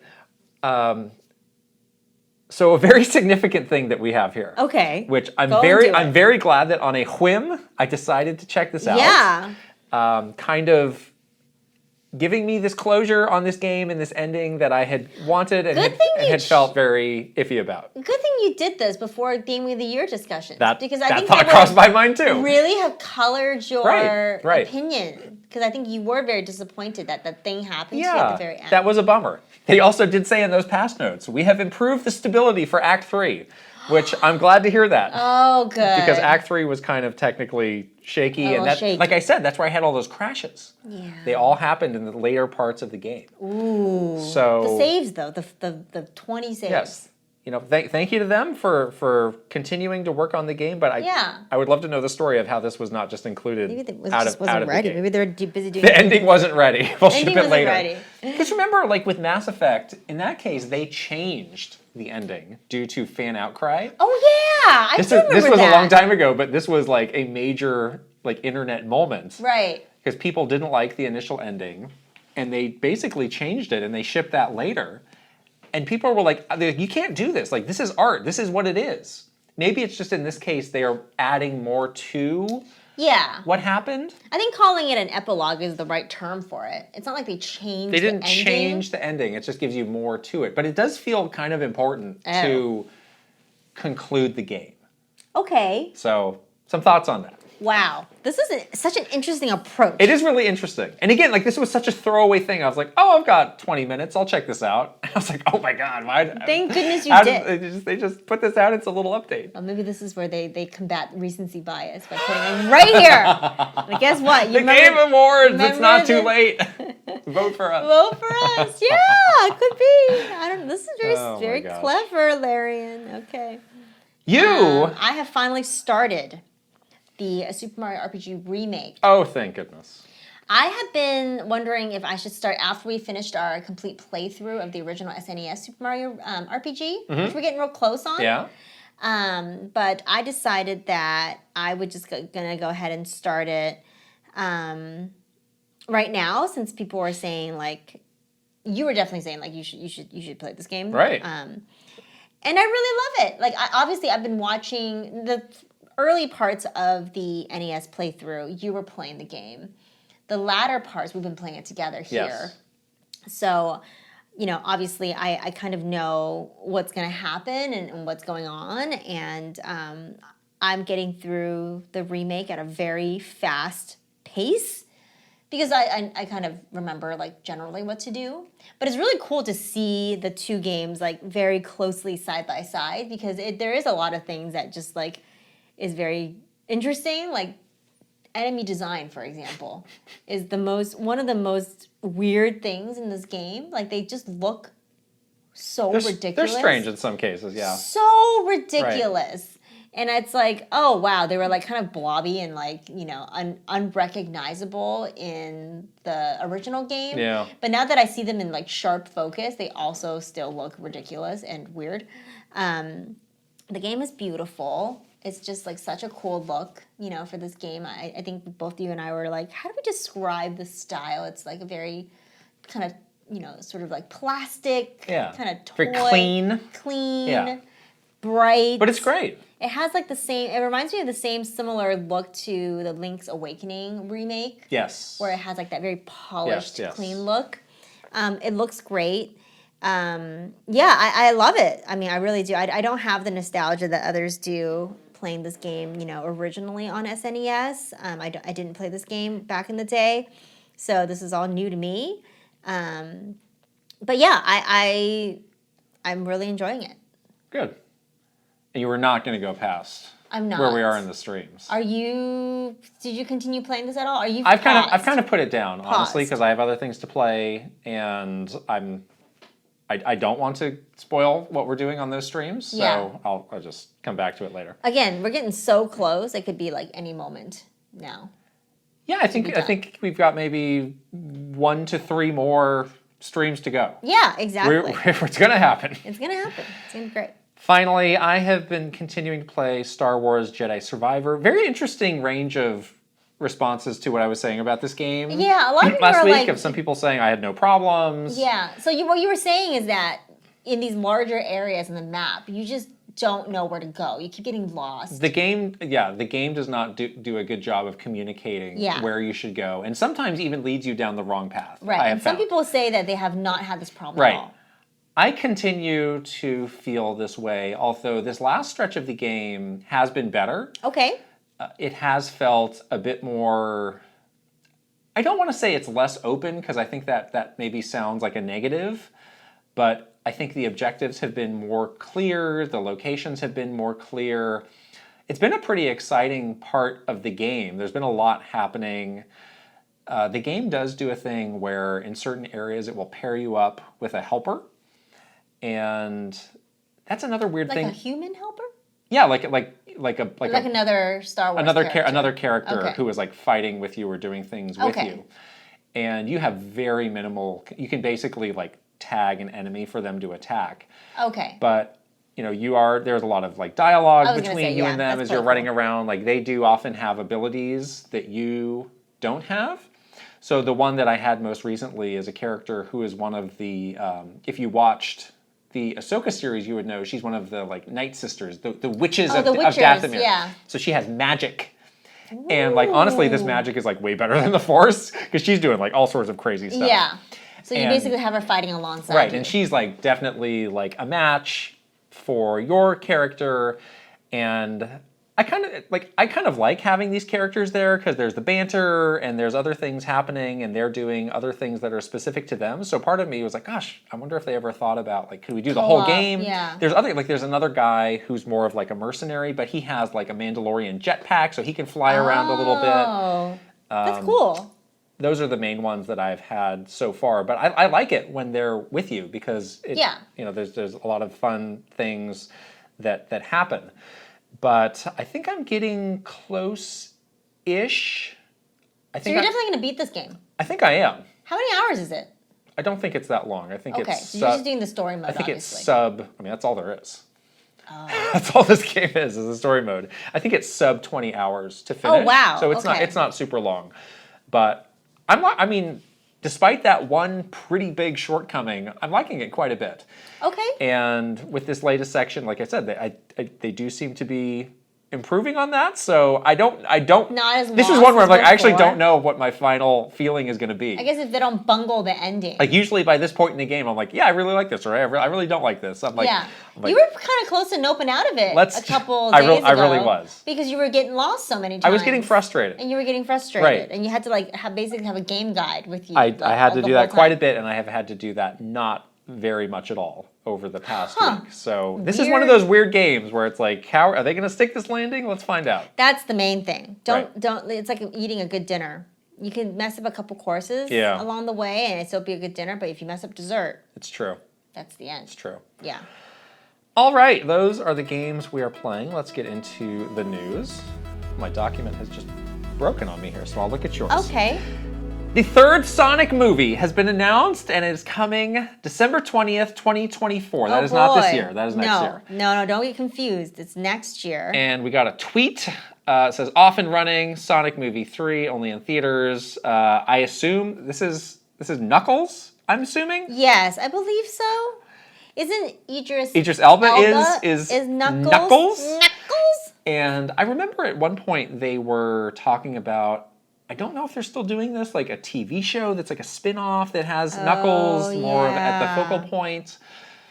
But, I mean, for part of Sonic Week. I've watched both Sonic movies. These movies are good. Yeah, I didn't hate the first Sonic movie, believe it or not. Yeah. I haven't seen the second one, but I'm sure that one is they're good. At least the same quality. The second one is very good. It's funny, it's like entertaining. I like it. I actually really like these movies. I think they do well in like like the box office or whatever. Totally. It seems to have been a pretty big hit for them. It's a hit. Yeah. So I think it's good that there's more, good video game movies and adaptations out there. Yeah, quality, and there's some really like high profile, actors and stuff in these movies, so it's like legit. I think it's great. We can contrast that to our next story, which is also Sonic related, about Sonic games, where some of the people from Sega have come out and admitted that the game had a weaker start than they expected.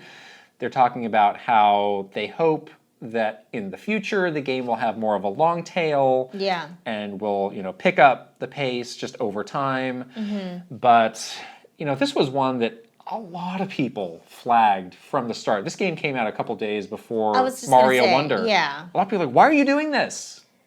It's the same type of game.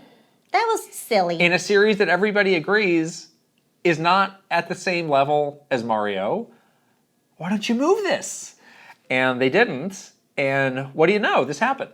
Right. I mean, in a year where it's just so easy for things to get overshadowed, like you didn't need to put yourself into a situation where you're basically setting yourself to do that, Right. It was just kind of silly that was just something that easily could have been remedied but didn't.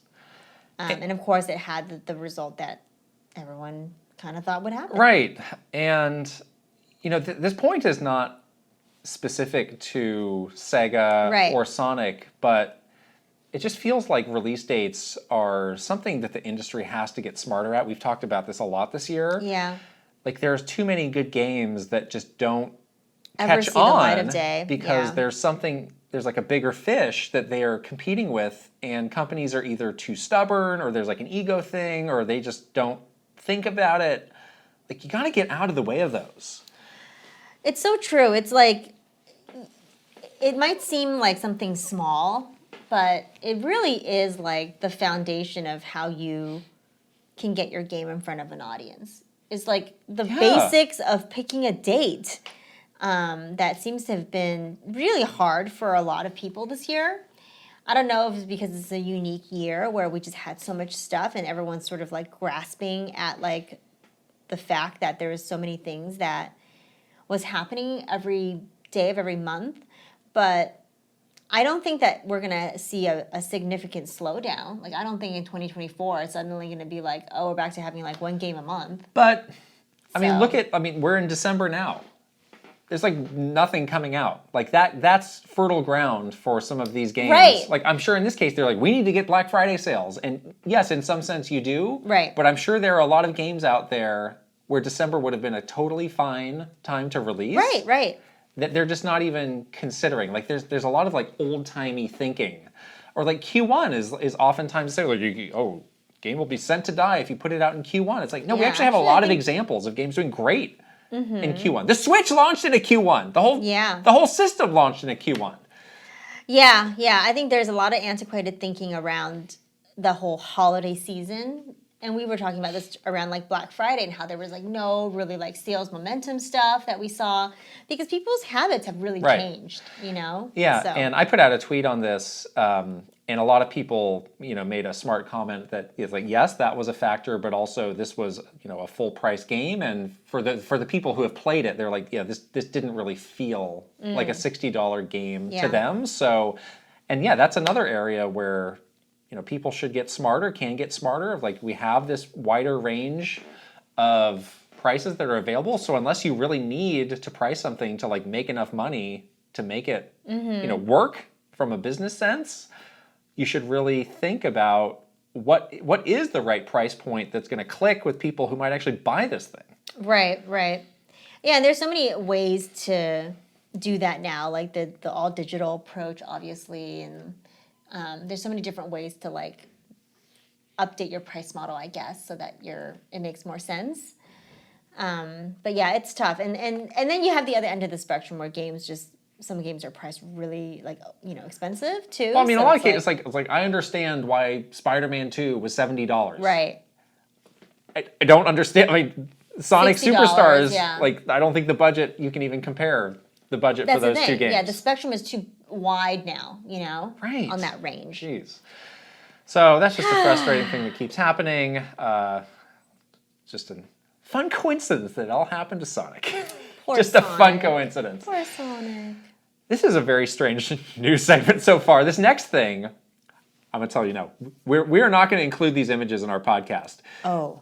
So the character of Wapeach was revealed by its original creator, the creator also of Waluigi. Right. Very strangely just posted these on his personal Instagram account with like some little captions of like, yeah, this is the thing I did a long time ago. Yeah. And he was answering comments, answering questions, like all about this. And over the weekend, these vanished, which is why we cannot post these, because if Nintendo gets serious about trying to delete this from the internet, we don't want to get caught up in that, Yeah, oof. But you can find, I'm sure you can find them if you're curious or if you have not seen them before. Yeah, everything will continue to exist on the internet, yes. Don't worry. Fortunately, they're not as grotesque as the Waluigi design, but they maybe are just a little bland, was how we were feeling about it. Yeah, they're kind of, I was a little bit scared to look at these, to be honest, because I wasn't sure if I was going to be met with something horrifying. I am not the biggest Waluigi fan. You're not? I mean, shocker, but yeah, I was afraid to be met with something very grotesque, but it ended up being okay. A little bit basic. You got a purple dress. It's fine. I mean, I'm sure there will be just endless amounts of fan art for this character, as happens. I'm sure. But the designer did reveal that this was originally for Mario Power Tennis. Mm-hmm. And again, this is the creator of Waluigi. So I don't know why tennis is always the jumping off point for these weirdo creepazoid I guess it's characters. Like, it's very low stakes to put it in like a sports game. Yeah. It's not as like permanent as like a Mario mainline, you know? I don't know. Look. Somebody also asked a question of, was there ever a design for a Watoad? A Watoad. And this designer said that a slightly scary image comes to mind when I think about it. So maybe that's the one to be scared of. Oh no. Maybe that's the one to be scared of. But I am glad that Nintendo saw fit to not make WA versions of every single character. Yeah, we don't need WAs of everything. You could argue they've maybe taken it too far by having Waluigi at all. Right. So I am a Wario lover though. Oh, I absolutely am too. So I'm glad that Wario exists. I'm not super excited about the prospect of like a, expansion into like Watoad, Wapeach. Yoshi. Oh my gosh, that's a monstrous thought. We need a Wabowsette. No. That's what we need. No. This is where Let's the crown will get put onto Nintendo's just going to call Google. Hi, can you stop the internet? Thanks, bye. Hi, it is me. This is Miyamoto. But the internet has been canceled. Thank you. Please cancel the internet. Thanks. But yeah, again, this guy was just posting these. I don't know why, on his personal Instagram, they have since been gone. I don't know why he thought this would be an okay thing to just post. I mean, this is an unreleased character. And of course, when he designed the character, it was when he was working at Nintendo. Yeah, he was working for Nintendo or at Nintendo. So Nintendo owns that IP, I believe, so. I mean, maybe some people just don't think as much about these as others, but like the moment I saw it, I was like, oh, this is going to be like toast. And yeah. I actually stayed up for a little bit longer than maybe I thought it would, but they got to him. Yeah, not surprised there. I wonder if he got a stern talking to by a lawyer, probably. Yes. Yeah, probably. Yes, you can't do that. Our next story is an interesting one about Bethesda responding to Starfield user reviews on Steam. Yes, I saw this. The game, on Steam, the game gets categorized of, overwhelmingly positive, or they rate how people are talking about this game. So it's in the mixed category now, which is right in the middle. And now Bethesda's customer service is actually like responding to the comments, the more negative reviews. And it's just an interesting thing for them to be doing, but they're kind of I don't know what you're trying to accomplish. Yeah, I guess my question exactly is like, what is the end goal to this? Is it to get to have these responses, change someone's mind, or like what is the end goal to doing this? Right. So like here's one example that we'll share. Like somebody was talking about how the game was boring, and then this is the response. We're sorry that you do not like landing on different planets and are finding many of them empty. Some of Starfield's planets are meant to be empty by design, but that's not boring. Oh boy. Again, did that change the person's mind? It's actually not boring because Bethesda told me. No. I feel like it would make them more mad, honestly. Right. Like you're just gonna want to be a contrarian now because you got the big corporation telling you that your opinion is wrong. And now you look a little insecure as the big corporation. That you're like, oh, well, I need to, personally respond to every little bit of criticism here. I mean, I think they know, like, update the game, have new content for the game, like keep working on that. That's the way that you can actually change these people's mind versus telling them you're wrong. Yeah, focus on the positive things that you can control, right? That's how you change somebody's opinion. Like you can read the comments, maybe use that to gather like a plan for what key things to update that people are, maybe having a negative response to. Right. But the individual singling out and comment response is a very strange thing to do. And I don't know if it actually helps at all. Yeah. I think it might hurt. I mean, maybe some of these are factual in nature, but even then, it's just like, I think we all agree, like these sorts of reviews and comments are just like, just let them be. Yeah, well, they're not going to listen to you. If they're good, bad, or whatever. Like, this isn't like a Yelp review on like some bad restaurant. Like, I'm sorry that your pizza came out undercooked. We'll come back and we'll make it right. Like, this is not that kind of a situation. It just feels weird, and maybe like they have not completely read the room. Yeah, it does. And I do think like it makes them look a little desperate. It does tell me that they are a little nervous about the state of the game. It does. That they're like, the next phase of what we're doing is to change the public perception of this game, and how can we do that? And here's a list of things, which must include responding to Steam reviews. Yeah. It seems odd to put resources behind that when you can put that energy into like something worthwhile. Something else. Yeah. So I don't know how long they're going to keep at this. They may realize now that there's been a bit of news coverage that this is not the best. Maybe they'll stop. Maybe they'll continue. I don't know, but it's just strange. Yeah, it's a little bit desperate. By the time this episode is out, the GTA 6 trailer will be out. Yes. So I don't think it makes sense for us to do predictions, but do you just have any thoughts about this game when we're in this kind of last moment before we know what this game is? Well, we think it's ping pong and not GTA 6. Ping pong. Table tennis, not ping pong. Ping pong! Did you play Rockstar table tennis? No, it looks like fun, It's though. good. It looks really fun. It's like fun. legit good. That was one of the all-time expectation management fails when that got revealed. I actually remember this pretty well. they gave an exclusive to, I think it was IGN, and IGN really hyped this up. They're like, we have the next game reveal from Rockstar Games coming tomorrow.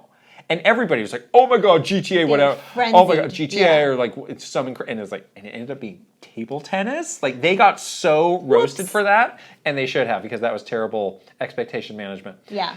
You know, my feeling on this is, it's been 10 years since we've had a GTA game. Since then, a lot of the real, like, important creative people have left Rockstar. Right. Like, I just want to see how they manage releasing a new one of these games 10 years later, because a lot's changed. Yeah, I would say that just not only like the main people are gone, but I feel like the way our gaming appetites are too. People's like the whole idea of open world games has changed a lot. Exactly. That has totally changed and evolved. So like, can they keep the sort of the spirit of a GTA game, but update it enough to like take into consideration that the world is different 10 years later, you know? So that's the biggest thing for them that's going to be a challenge. And, you know, these games have a very specific, like, vibe to them, obviously. You don't want to lose that, because that's what makes these games, like, so fun and so special. But there's got to be some significant, like, overhaul to make sure that it's still, like, it can feel modern. Right. So yeah, right. that's one thing that I'm a little concerned about, because it's been so long. And so, you know, what is it going to be now, you know? Yeah, so that's, you know, obviously I'm curious to see the game and find out what it is. But that is kind of an overarching thing that I'm interested in seeing too, is just like, is this the same Rockstar? Yeah. Have they changed? If so, how? Or are they kind of, you know, going to be their old, you know, stubborn selves? And will that help them, or will that hurt them? Yeah. Due to the passage of time, I don't know. Yeah, exactly. It's just a rare place for a company to be, of not having put out a game in 10 years. Retro Studios. Yeah, this is the thing that happens when the longer you wait in between, like sort of the expectations change. Right. The world obviously continues to change. You know, people's. Yeah, it's gonna be tough. It's gonna be really tough. Right. I mean, I'm not worried that people won't care, because, you know, GTA Online is continues to be a massive hit. So it's not like we haven't had GTA in our lives, but there's just so much around it that's different. There's a lot of pent-up energy around right. it. Yeah. All right, let's look at some questions from the community. We get these every week from our Patreon community. Our first one is from Ninja11. I gotta look on yours for this one. Okay. My document continues to be broken. Uh-oh. Maybe they really did shut down Google. This is Miyamoto? We use a Google document. Maybe this is Miyamoto. Please cancel the internet. I think they did it. Oh, they canceled the internet because of but the only mine Mario and not yours. cereal? Hey, Kit and Krysta. How did we end up with a Super Mario Odyssey cereal that had an amiibo card in it, and will we ever see something like that again? I know they had Mario and Zelda cereals in the NES days, so I was hoping to see more games get their own food products. Yeah. Nintendo, it's a breakfast now. It's a breakfast now. Nintendo, it's a cereal. Wow, I've had that trapped in my head for like way too long. Did you ever eat the cereal? No, I never got it. Your mom didn't probably like I don't think I could. Bad for I don't think I could find you it. You find it. Okay. It was like the Nintendo. They had a funny name for it that was like a riff on the NES.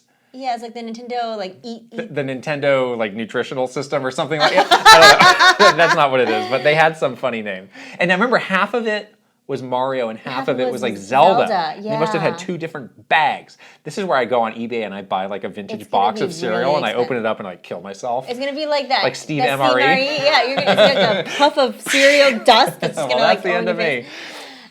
This though, the Super Mario Odyssey, Super Mario cereal. I love this. I love this. This is such a clever. It was from our partnerships team that did this. They were in their bag on this one. They were so in their bag on this one because it was one of those. It was another one of those like right place, right time. Switch launch year. Give us all your big ideas. This is a key, Nintendo holiday title, obviously.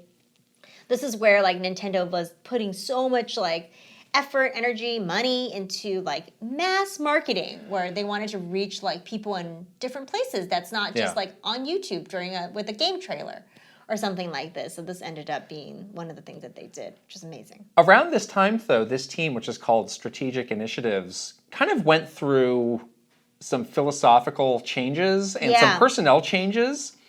And I think they had just a real... They had like an aha moment. They had a real big sense of mission, I think, all of a sudden. And they would always tell us, we're not interested in just doing these expected products and partnerships. Right. We want to find something that gets people excited and something that they didn't expect. And I think this is the perfect embodiment of that. And this is where it really started to ramp up into these huge partnerships that we saw obviously come to fruition this year, which is the theme parks, the movie, and who knows what else is going to be in the future.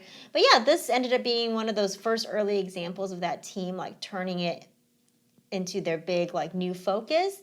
And then later on we got lots of unexpected things like black milk clothing and ColourPop Animal Crossing makeup that I used this morning. I actually still have a box of the cereal at home unopened.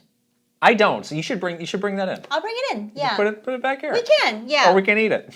No, we're not opening that. It's gonna make you sick. Do not open that. You don't think that's a collector's item. Don't open it. It's not open. It'll literally it's in my pantry right now.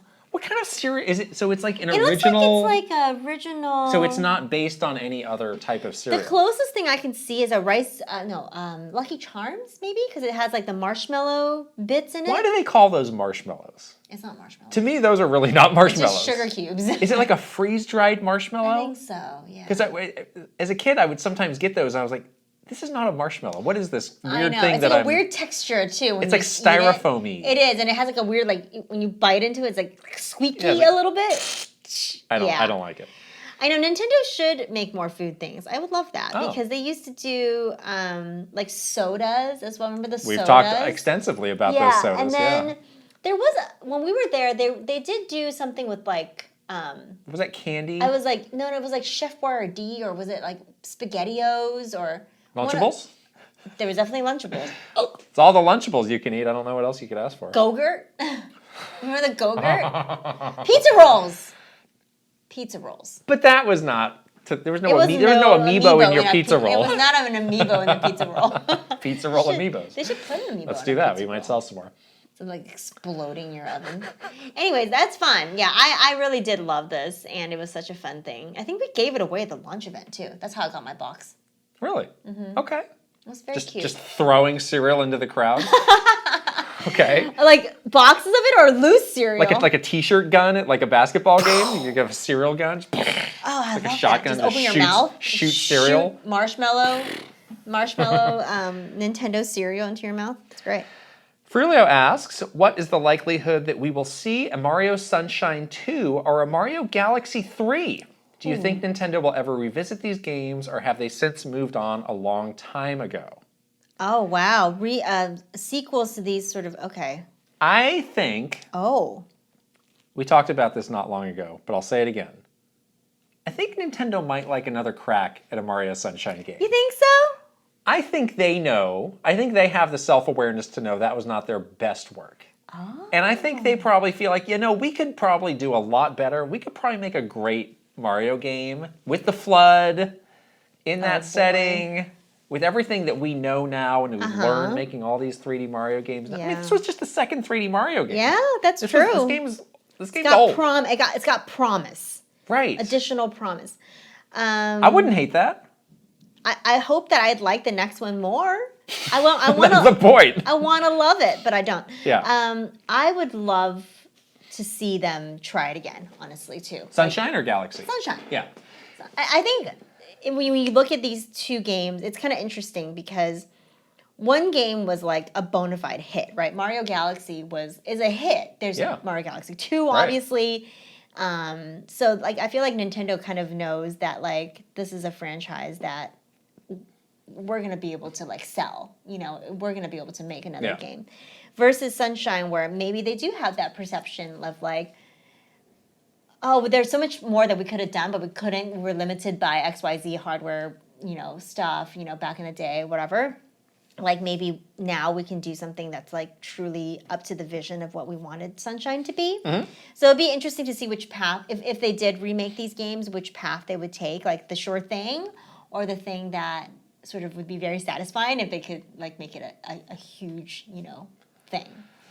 I think Galaxy might be in the vein of what we were talking about with Tears of the Kingdom, where I think they've just exhausted all those ideas. Yeah. I mean, maybe over time you get more of like Mario in space. What could we do? Mm-hmm. But at least we got a very extensive, set of levels and things to do, and 2 games out of that concept. I'm so curious to know what the next 3D Mario game is going to be. Like, how are we going to top Odyssey?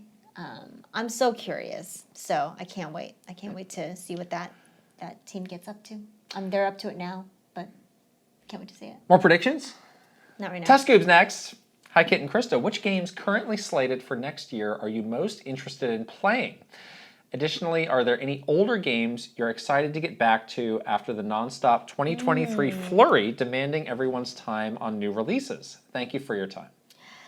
Yes, there has been some backburnered games, hasn't there? The one that I'm really excited to get back to, honestly, maybe like after we finish Game of the Year stuff, is Diablo. The new season is out, I believe, or is it coming out soon? I can't remember, but I feel like it is. I think that's going.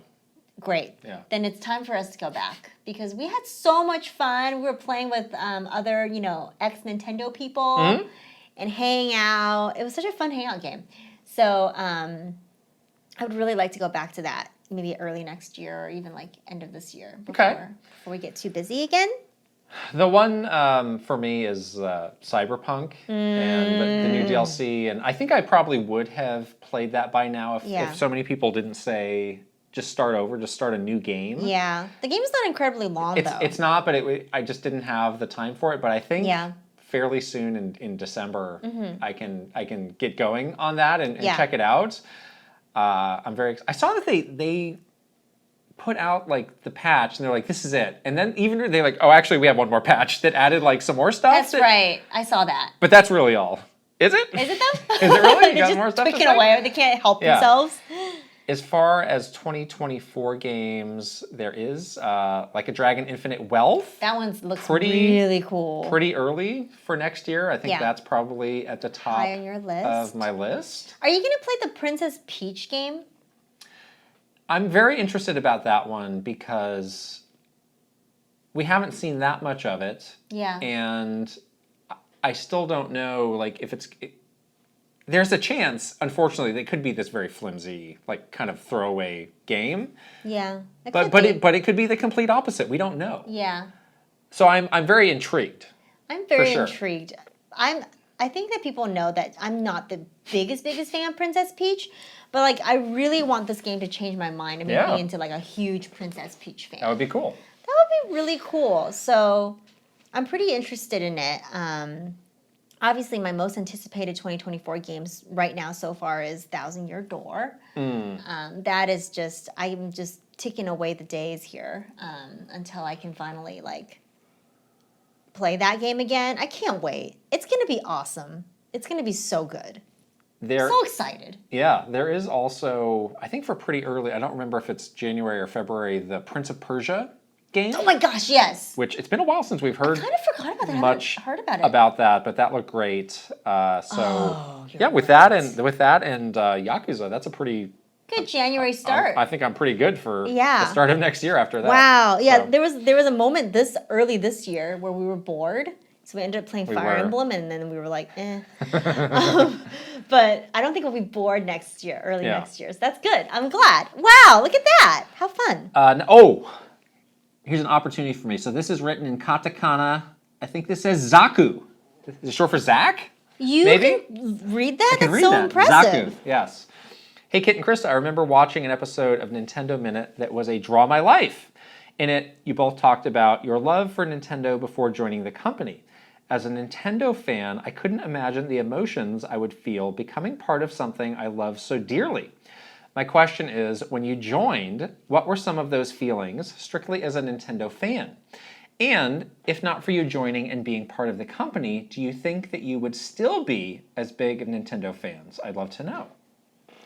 Yeah, we definitely had very early, like we were like really young kids when we became Nintendo fans, so it's been part of our lives for a really long time. So it was really cool to join a company for something that I just had such a personal relationship with. And I knew that, I was going to really be putting a lot of my energy into my work because I truly cared. I really, really deeply care, and I still care about Nintendo. I want them to be successful, and I want them to come up with great games that I want to play. But joining a company with sort of that as your motivation can be good and bad, I think. Like on the good side, obviously, like you get to work on so many like projects and products and games that you just like are super excited about. Like I definitely had so many fangirl moments working on a lot of these games and getting to work with a lot of these developers.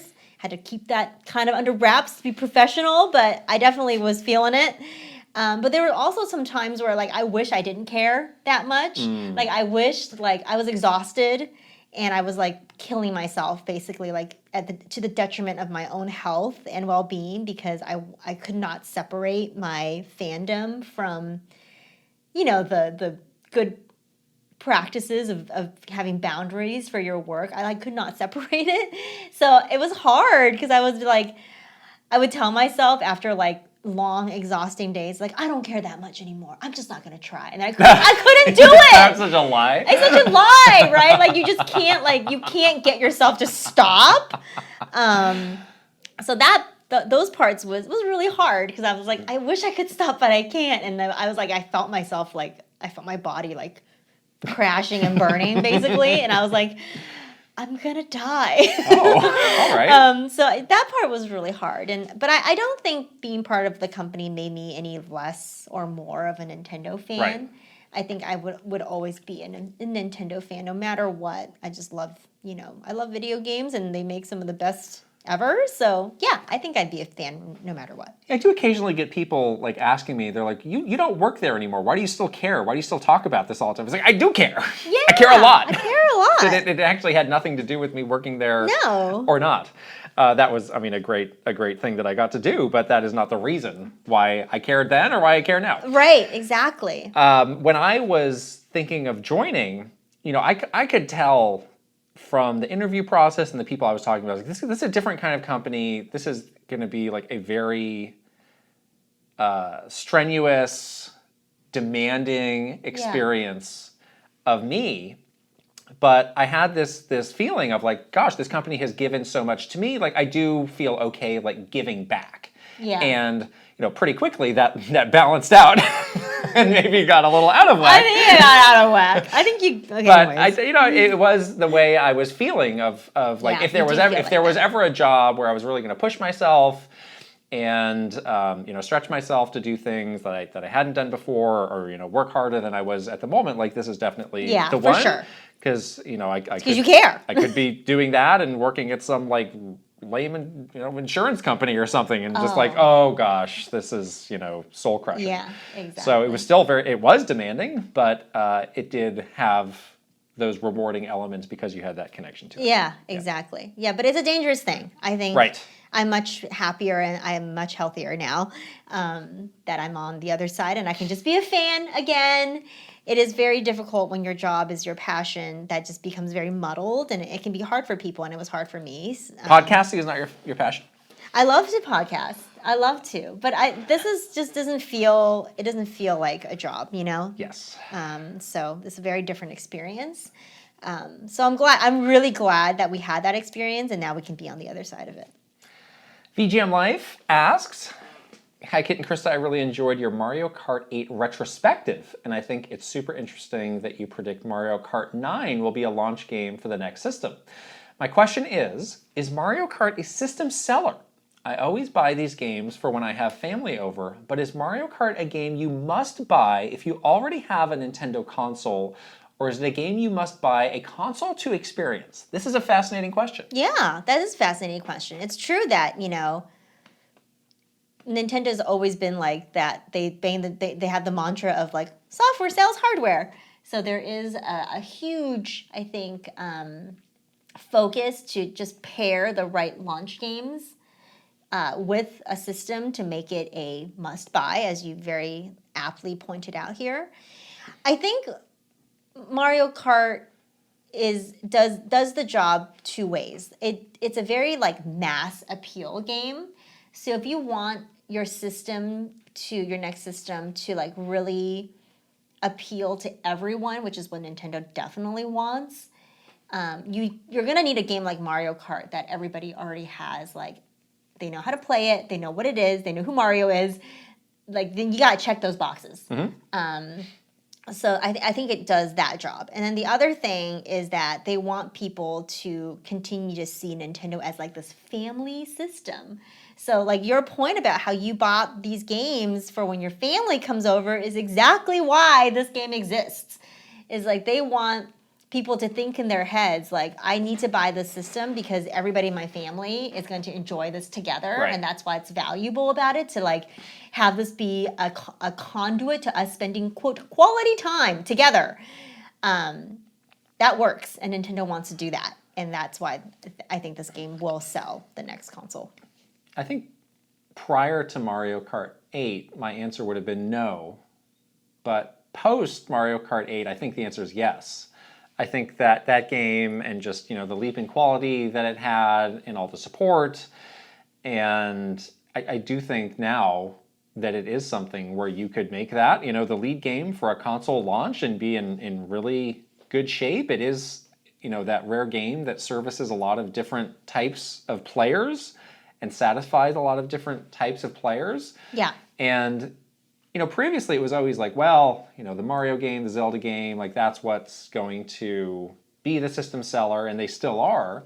But they're in a great position where Mario Kart is now in that position. Smash Brothers is now in that position where these kind of, you might look at them as side games or these mashup games. I wouldn't quite put Mario Party in that. Not quite yet. But they do have more of those games that felt like sub-games to the big series. It's like, no, those are the big series now. Yeah. So that's a great it's place true. for them to be. That's where you want to be. Yeah, and Mario Kart has just gotten so much cachet over the last few years. Again, I keep going back to like how that is the only ride that exists in Super Nintendo World. Yeah. How that was a huge 20-minute plus part of the movie. Like they know that Mario Kart has mass appeal, and that is what they need to sell the next system. So.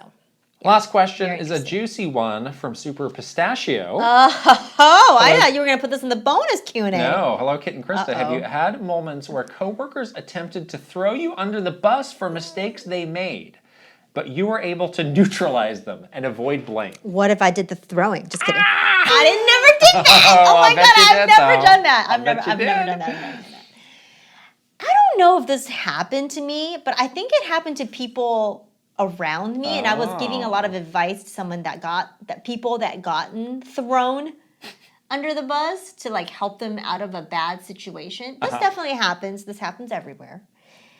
Whether or not this person meant to do it to you, sometimes there's just miscommunication or a misunderstanding that can happen where.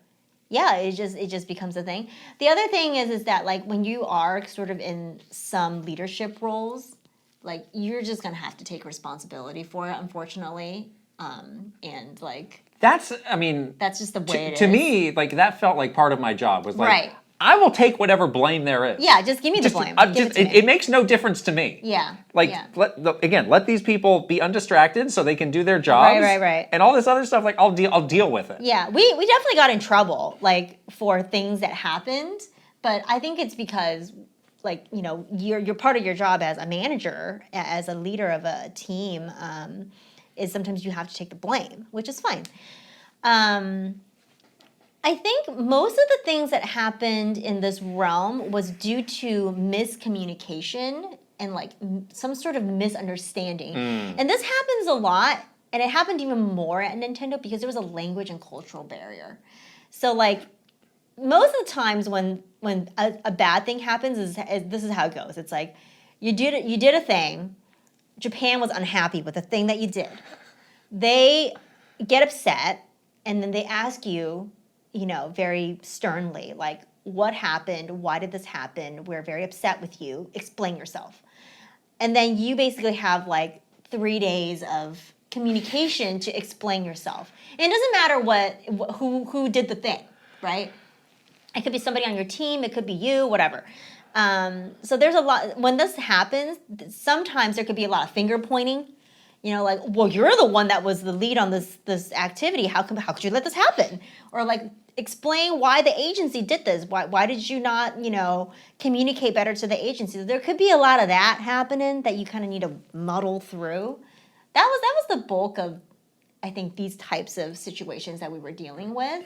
And it certainly happened a lot. There was like one that we'll save for another story time, but it was like the most like ridiculous moment where you and I basically just turned our computers off that day and we like went to the beach. Yeah. Like called it a day. We did not, going to the beach, by the way, is not a metaphor. We literally went to the beach because we were like, I'm done. I'm done with this. I had stayed up to like there's midnight. There's no good that can come from the rest of this day. Nope. I had like stayed up till like midnight the night before dealing with something else. And like at 6 a.m. in the morning, this thing happened. And I was like, signing off now. The more that I tried to like fix it right now, I'm going to muck it up. Yeah. Because I was mad. Right. So that was kind of the main like bus throwing. You know, like sometimes there was that somebody would be like, well, you were the one that, you know, did this thing. Now, you know, Japan is mad and figure it out. You know, like that kind of stuff. But otherwise, it was all right. It was okay. I have two stories I'll share, none of which actually answer the original question. The first is kind of the opposite, where there was a good outcome. So this was very early on, and I was working on New Super Mario Bros. Wii. One of the big features that we were going to reveal was the super guide. Do you remember that? I do. Where like if you got stuck, yes. the game would basically give you a hint. So we were on a press tour, and there was a miscommunication about when that was getting revealed or where that was in the rollout plan. At this point, Treehouse was still making most of the rollouts with minimal input from us. So there was a miscommunication about when that was supposed to get revealed. So we thought we could talk about that feature, when in fact we could not. And that leaked through the coverage. And I was on the receiving end of the scary emails, and I was like, this is it. I'm getting fired. Oh well. This is it. Because I think it was so stern, and I was so new. I didn't know better. I was just like, oh my gosh. Well, oh no. This will be the end for me. But Mr. Bill Trinan, he actually was the one who had been working on the rollout plan and discussing it with Japan at the time. He actually spoke up and said, no, I gave them bad information. So it's actually my fault. So great move by Mr. Bill Trinan. Aw, very that's nice thing. nice. Very nice thing for him to do. He's a great guy. Yeah, he is. That was great. I'm not surprised it's at that. It's the opposite. It was pulling you from under the bus. It was the opposite. While yes, the bus because was driving towards he you. didn't have to do that. He could just be like, "You deal with this." Yeah. So that's what I'm saying. Like a lot of times it was miscommunication. Right. Right. The other one was, I don't know why I thought of this because I think it's in the realm of this question. So this also was extremely early on. This was maybe like my second or third week. I don't think I've ever told you this. Oh, tell me. I'm so curious. I was working. It was the Fire Emblem DS remake of the first Shadow Dragon. Shadow Dragon, I believe, was the game. That was about to come out. That was like mid-campaign for that game, but I was told like, all right, kind of shadow the person working on it now, and you know you'll do a couple things on it, but it's a good one to get some experience. So I thought, okay, fine.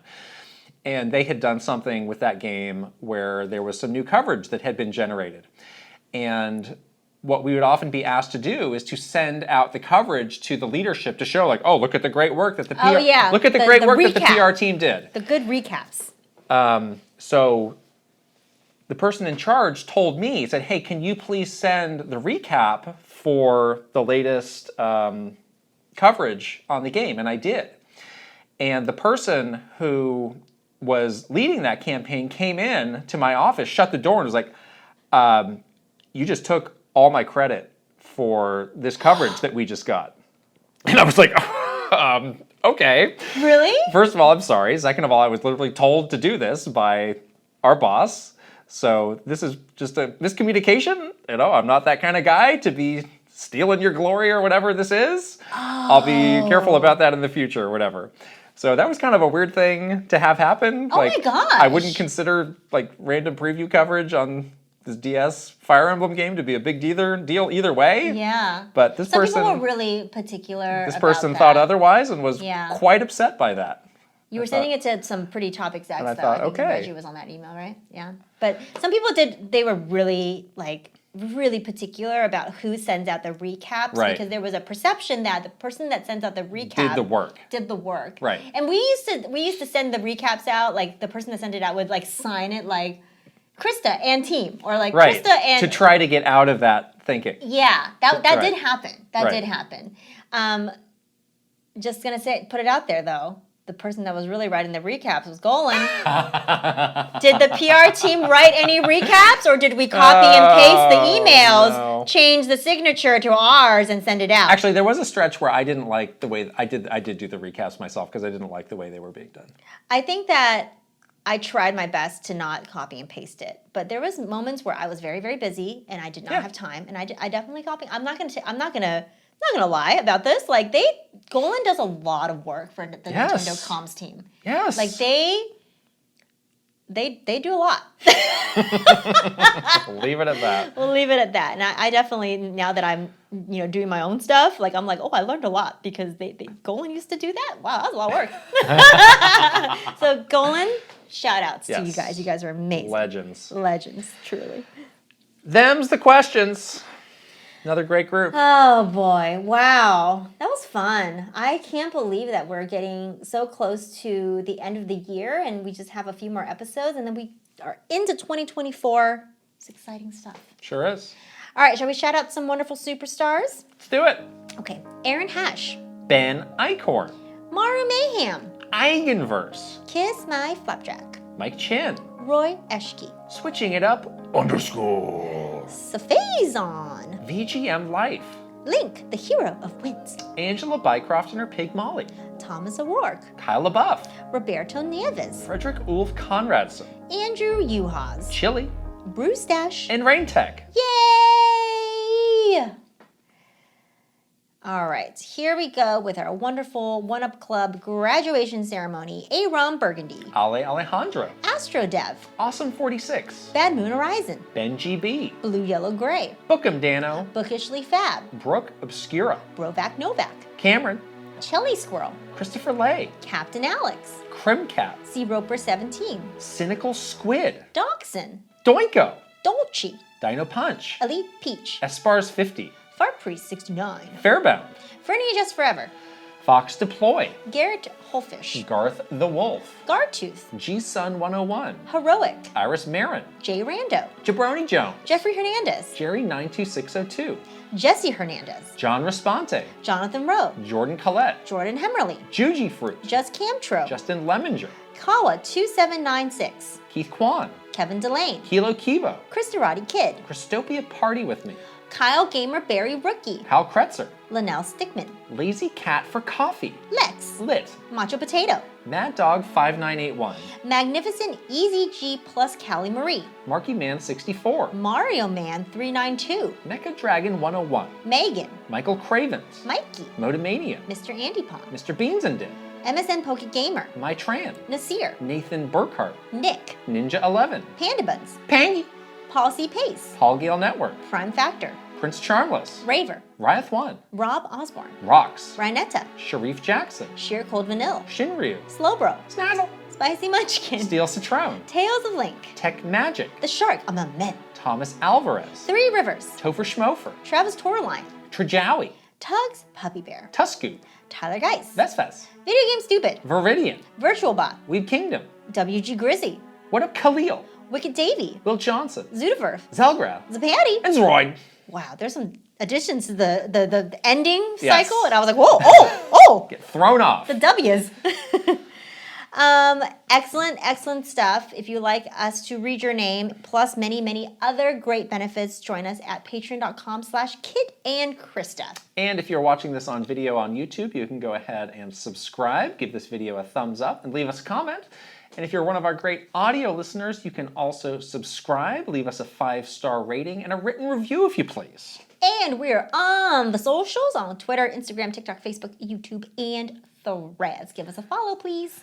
We're going to keep looking for this Halo Infinite co-op. That's why we got to sign off. We got to keep looking. It could have been. Where is it? Maybe it's under the table here. I don't know. Maybe they'll uncancel it. Should this be my 2024 Keep prediction? predicting it. Just keep predicting it, every please. year until it happens. You should. Could be the next Halo game that gets co-op. Hey. All right. We will see you guys later. Yeah, I don't know what else to say. Signing off. Bye.